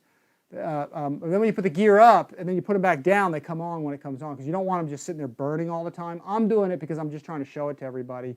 It's a demo plane, so if I burn them out, that would kind of suck. But hey, you've seen it here, so I'll get another set and put them in if that happens. But let's see. Awesome. Thanks for the review. Time. Yeah, that's right. Is the nose light on a timer? Okay. Hey guys, I think we're gonna round it up. It's been holy crap. It's been 3.5 hours. It's been a long stream, but hey guys, this subject material definitely warrants it. And I tell you, we still got 99 guys here. So, you know, if you guys have more questions, like feel free to throw them at me. I'll try to answer them. This thing is pretty nice. But I tell you what I am going to do, though, is I am going to, oh, shoot, I made that, there's the window. Adam 1985, cool. I am going to unplug the lights though, because I am afraid I might burn them out. But they've been on for a while and they don't seem hot at all. So, but yeah, the lights are super cool, and they're very nice model. Probably best EDF jet, man. Coolest thing to come out of FMS, and they keep topping it, man. The BAE Hawk that FMS makes, super great scale jet. The A10, awesome. Those are all nice scale jets. I think this one is now smoking those, so it's putting them to shame. But that's good. There's nothing wrong with those. It's just that they keep topping themselves. So, but yeah, man, there we go. Sweet airplane, outstanding. What a beautiful machine. I mean, I just can't get over how nice this is and how slick it is. I mean, the Rafale itself, just the basic Rafale, has always been cool. But from a modeling standpoint, and from FMS and having an RC, they just killed it. I mean, the detail on this is just outstanding. The fit and finish. I mean, it just doesn't get any better than this. Here, let me go around to the back and just kind of turn it around. Everybody can see it, see the back side of it and what it looks like pointing towards you. So yeah, it's got a nice thin profile as well. Yeah, really cool. There's your fan in the back. Yeah, it slims up. It looks like a big fat airplane, but when you look at it this way, it's slim. It's very, very skinny. It's just that it's a big old delta wing, and it looks ginormous, you know, when you see it this way. So, but yeah, folks, 8 screws. That's it. I mean, you make one servo connection back there, aside from your, you know, your receiver and stuff, but man, they're killing it with this baby. Let's see, what do we got there? I'm reading the chat thing. Let's see. Great time, says Robert Vanderwile. Cheers and happy landings. Just wing it. Hey, you didn't tell me about CEF. Is CEF going on? I hear CEF. Does anybody know if CEF is going on? I heard it was canceled, but I don't know. I'd love to go, but I'm probably going to end up being a Top Gun, though. In fact, I thought I'd go to Top Gun because, I mean, because CEF wasn't happening. I love CEF. CEF is a good time. You want to go to a fun event, CEF is fun. It's electric, it's quiet, but there's guys flying all kinds of cool stuff. We all have a good time. Everybody has the same, like Joe Knoll is awesome. It's big, you get to see all kinds of stuff, but you've got Josh A says, good night, pilots. Great job, Rich. Awesome plane. Thanks for coming there, Josh. But Joe Knoll is very busy. It's very commercial. It's very, you know, there's 3D planes at 5 a.m., you know, down by the thing, and then there's turbine, you know, and then there's electric in the middle, there's flow planes, there's buses, cars. I mean, it's busy. But CEF is like enjoyable. I mean, not that I don't enjoy Joe Knoll, but CEF is just subdued. You go out there and have fun. It's relatively quiet. And everybody at Seth generally is of similar interest because we're all there flying electric airplanes, different genres of electric airplanes. You know, where Joe Knoll, it's just everything remote control. You know, there's remote control. Shoot, this year, if we have it this year, there's probably going to be some FAA, RCFAA guys walking around going after everybody or something, slapping people with fines. Where's your ID on your plane, you know, or something. Anyway, whatever. What about the self-leveling with the reflex? All you have to do is plug it in, fire it up. It goes through a booting procedure. And in fact, I'll do it for you again. We did it a couple of times, but all you have to do, it'll level itself. So let me unplug this. My radio's on, so let's plug it in. And, oh, hang on a sec, that popped. Plug it in and watch the flight controls go through an initialization.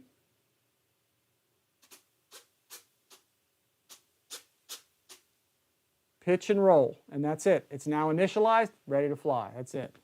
So, and that is it. I'm going to unplug it, like I said, just to save my lights, guys. So, let's see what we got here. Let's get this down there. All right, guys, I'm glad we could bring this all to you, and I appreciate everybody coming to check it out. This was a good time. I hope to do more of these, guys. I mean, this is cool. I'm going to try to do as many of these as I can when I know I have an airplane that doesn't need a lot of gluing. I mean, some of the other planes are just the build, the assembly thing. This was a pleasure. 8 screws, and I mean, it was very easy to do a live stream on this airplane. And I don't think I had a single hitch. I don't think anything didn't do what it was supposed to. Everything went together. Normally you have something that doesn't work right. But in fact, the only thing I had was the flight control thing. That's because I programmed the flaps in it, and that was my fault. I created that, but that wasn't a big deal. Let's see. Wilson Al White, great review, Rich, as usual. Another great product. Keep up the great work. My friend might fly this weekend. Not enough snow to stop the 1.2 and the 1.5 Mustangs from flying. Later, Rich. Thanks, Wilson, for coming. Malcolmism. Malcolmism, yeah. Good night, aviators from the UK. Thank you, Malcolm. Good night, everyone from North Dakota. Welcome, Wilson Al White. Let's see. Joe Knoll is a party with all your friends. Yes, Joe Knoll is awesome. Don't get me wrong.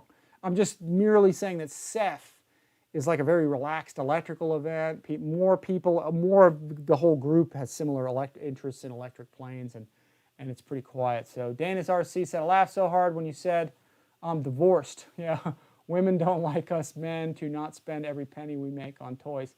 So, well, Amy is awesome, my girlfriend. Hang on a sec.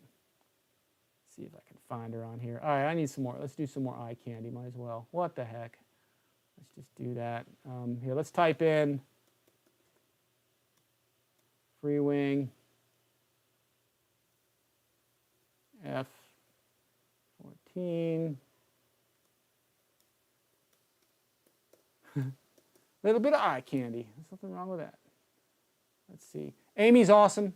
You know, she's cool. Let me see if I can put, oh, can I make this? Oh, no. Hang on. All right, here we go. Girly pictures. We all like to see beauties. Here, let's see. See what we got here. Yeah. Let me see if I can pull this up here. Boom. There we go. There's Miss Amy. There she is. So she poses in some of my thumbnails. So we're going to try and get her in a yellow and blue bikini. There she is in the red, white, and blue with the tomcat. She's awesome. There she is posing. So she's a doll. She's awesome. She doesn't give me grief. She's the ultimate girl. Oh, hang on a sec. She's a doll, and she loves going to events. In fact, here she is. This one here at the top there with the big logo. There she is with me at with Guniac center burners there at Joe Knoll. There she is. So regular clothes there, of course, but you know. But yeah, she's my fly girl. She's the official RC fly girl. If I could figure a way to package her and put her in a jar or can or something and sell, I mean, I'd be a millionaire. See, she's awesome. Oh, here, let's do. Here, let's look at this. Here's some more. Here she is with the. Here she is with the Phantom. She looked beauty. Picked out a bikini to sort of match the Phantom, kind of a gray and a blue. So she's a doll, man. I'm bringing back the pinup, guys. This is not, there's nothing politically correct here, okay? So, but there's nothing wrong with a doll with a plane, man. Just can't beat that. So, anyway, yeah, man, she's smoking, and she's great, man. I'm lucky. So, let's see. Anyway, see what we got. Yeah, there's some boring stuff right there. Let's see. Dale, thanks for much more fun than the clown show on the network news today. Oh yeah, yeah, the clown show. Yeah, and I figured with the events of today, you know, with the people of the United States being kind of held off with troops, so they can't. The people that voted for the guy can't go see the inauguration, which doesn't make any sense. Yeah, I figured since that was going to be horrible for a lot of people today, I figured, let me put up something good today. So, something came out of it. I kind of ignored all that. I kind of needed something to keep my mind off of all that because it was just that thing is a whole darn mess. I think it's going to be an interesting time, though. I think it's going to, I think like Obi-Wan Kenobi, when Darth Vader struck him down and he said, if you strike me down, I'll become more powerful than you can possibly imagine. I have a feeling I think that's what might happen to Trump. So we will see what happens. But anyway, whatever. I'm keeping it light here, guys. It's all good. So here, save the humans. Yeah, sex does sell. But hey, man. Yeah, I made it live. That's all good. So. All right, guys, I think we got 81 people in here. We've been on here for we're coming up on almost 4 hours, so we're gonna call it quits. A little shy of 4 hours. A couple of notes, if I can find my notes. Let's see what I had. Let me just wrap this up a little bit, and we'll go. Yeah, a couple things, guys. Those Nitro Hobby connectors are right here.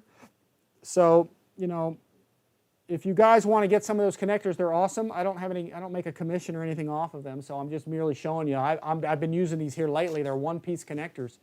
Do not put your XT90s and EC5 or IC5s together. They're not the same bullet size. You'll end up melting a connector or melting a solder joint, and you'll lose your plane. So don't put them together. You have an adapter of some sort, or desolder, but these. If you guys use my link, in fact, all my videos now in the description below, even all the way at the bottom, there's an Amazon link for my store. So if you guys want to check out, my store, this is one of the things in there. And my store consists of only things that I use or have bought from them. So there's not a bunch of garbage in there that, I just throw stuff in there that people buy. The stuff in there, so even the Legos and stuff, those are things I bought for my kids, and we put them together, and they're awesome. So, yeah. But check out the Amazon store. Those connectors are on there with some other stuff that's good.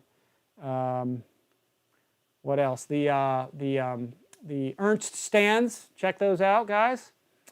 I don't make anything off of those either. I just am showing them off for the guys. You got the Mega stand and the regular stand. You got the beautiful Miss Amy there. RC Informer. Oh, make sure, guys, go to the RC Informer site. If you guys have not signed up to win the airplane, sign up to win it. You have to be continental United States only. The rules are all there and stuff, and the prize video we put out. But click on that, go to prize draw and register. If you're in the USA, we'll send it to you, and then we'll have for the overseas guys, we'll have another event giveaway or something.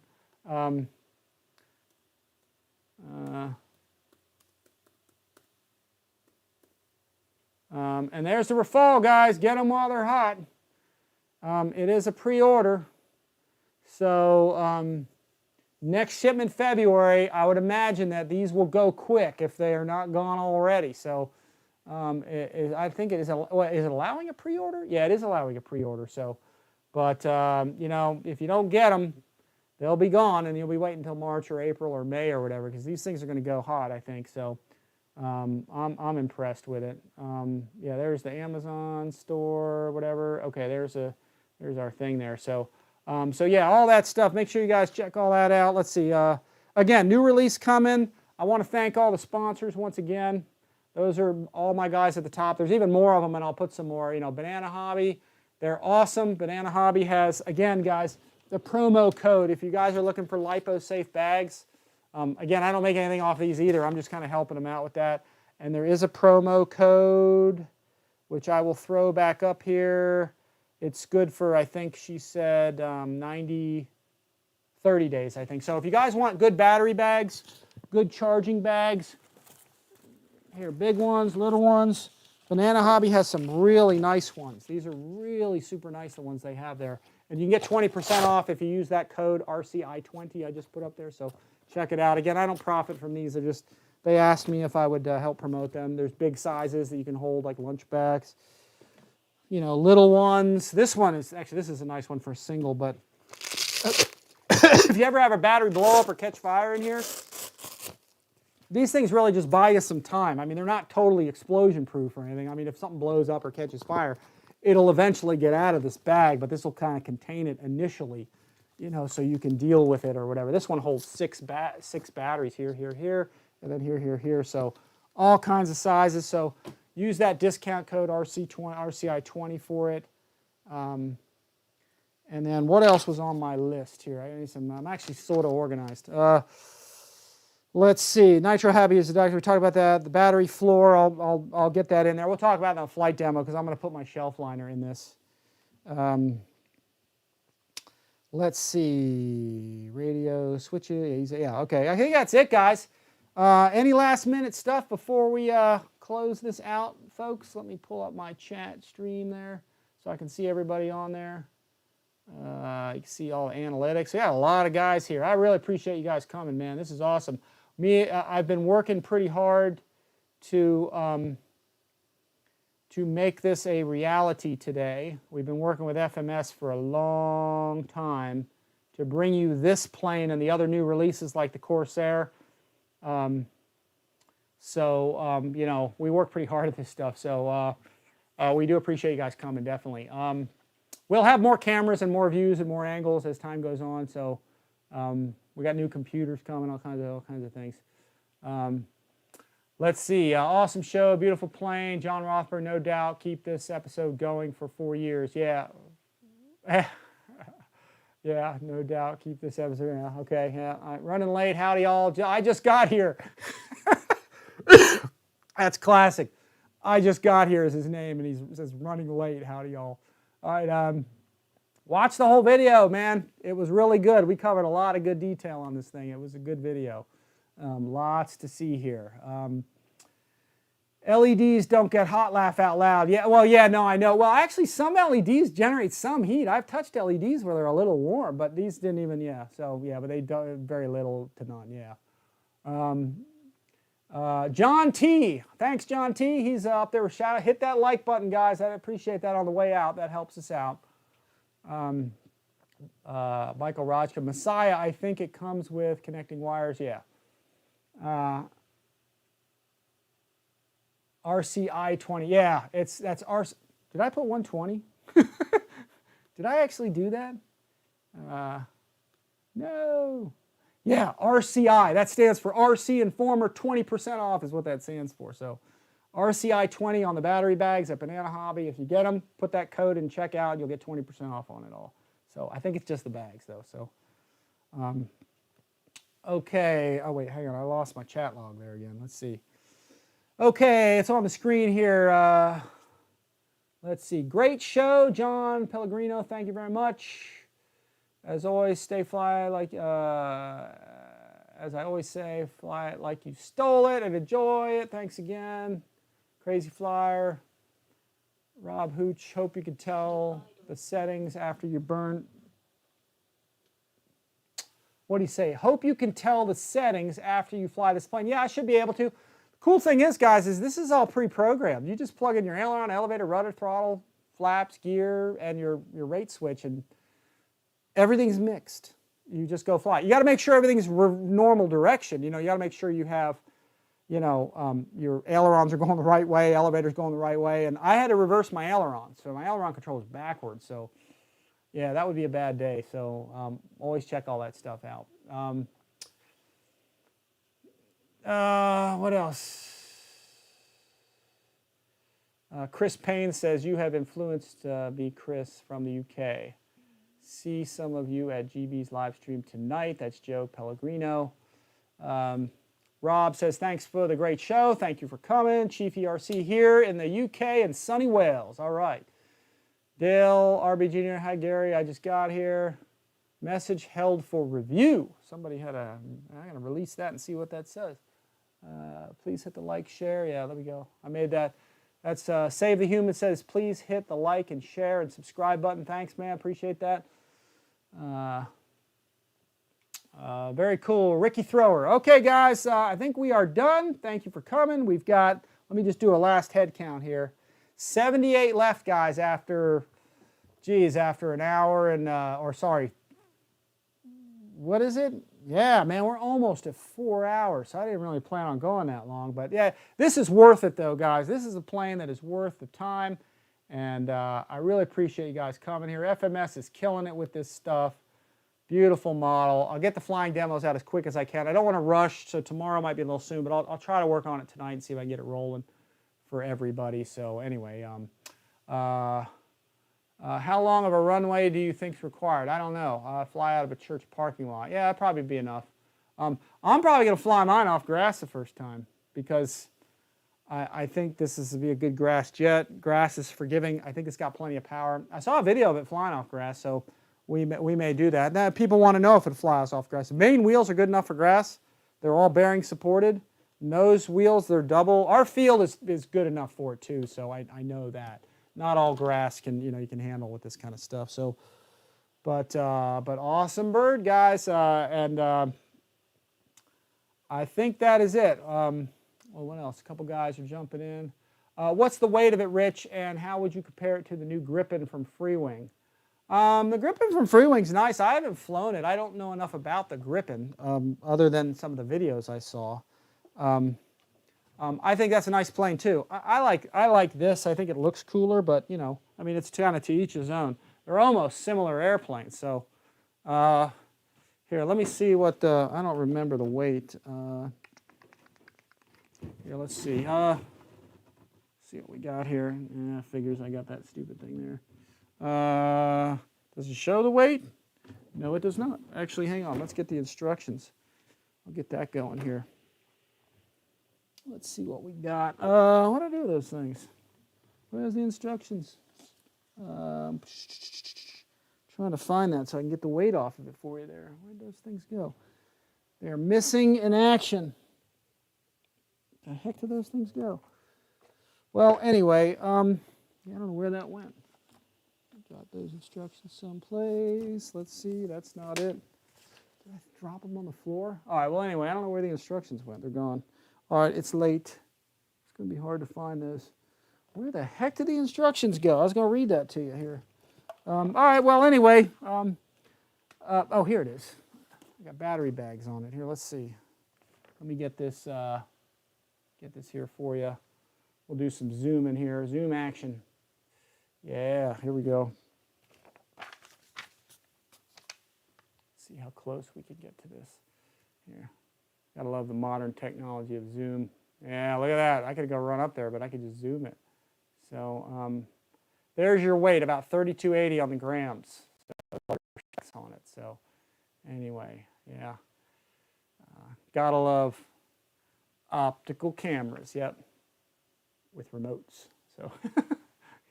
So anyway, new format here, guys. I hope you guys like it. Just comment on it. Let me know what you think. I think it's working out good this way instead of always filming down on the mat. It seems to be a little more personable here, but also I can actually zoom now, and I will have other cameras. Again, just because of COVID, we can't get equipment, for some of this live streaming stuff. So let's see what we got. Hey, Rich, can I fly that jet? My pal, just kidding. Gav Street, yeah, Gav's gonna fly it. He's gonna do all this 3D high alpha stuff with it. Let's see. Yeah, man, you can try it out. Once I get all the filming done of it stuff, you can try it. I'll let you fly it. Gav's awesome, man. He's trouble, but that's okay. We have needs, Rich. We need it in the air. Remember, some of us are in snow. Yeah, I'll get it out there as quick as I can. I just don't want to rush it. I got to spend some time tonight. I got to get my kids up at 6 o'clock in the morning, take them to school. So it's like, you know, I don't want to get out there all tired and mess it up. So we might save this one for the weekend to go fly it. But I have another new release to fly tomorrow. So stay tuned, guys. I'm probably like Friday, Saturday, something or other. Hopefully I'll have it out for you guys. So we shall see. Yeah, it's beautiful. Going to have to order one, Chiefy RC says. So yeah, please use my link, man. Use my Horizon link in the description below. All you get is click on it.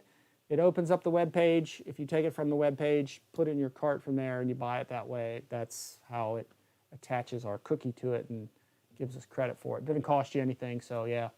So it doesn't, no extra cost to you guys to do it. So it helps us out though. So yeah, I love the table lift, man. This is my, like I said, this is my hydraulic lift here.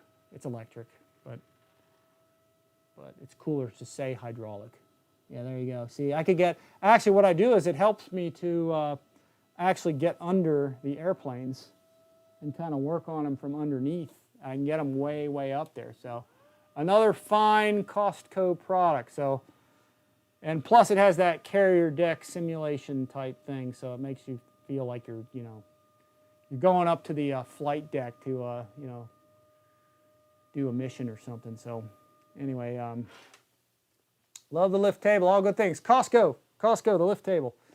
All right, guys, let's see. All good things come to those who wait. All right, guys, I appreciate it. Again, let's see. 82 guys here still after 4 hours, but we got to go. I got to go eat some food. My girlfriend made dinner and all that, and I missed it. I told her today would be one of those days. I just got to do this for everybody because they all want to see it. So anyway, guys, once again, thank you for watching. Please like and subscribe. Hit that notification bell. Hit the like button. Use our links. We do appreciate you guys watching RC Informer. Stay tuned. We will be back with some more cool stuff. Thanks again, guys, and we will see you guys next time.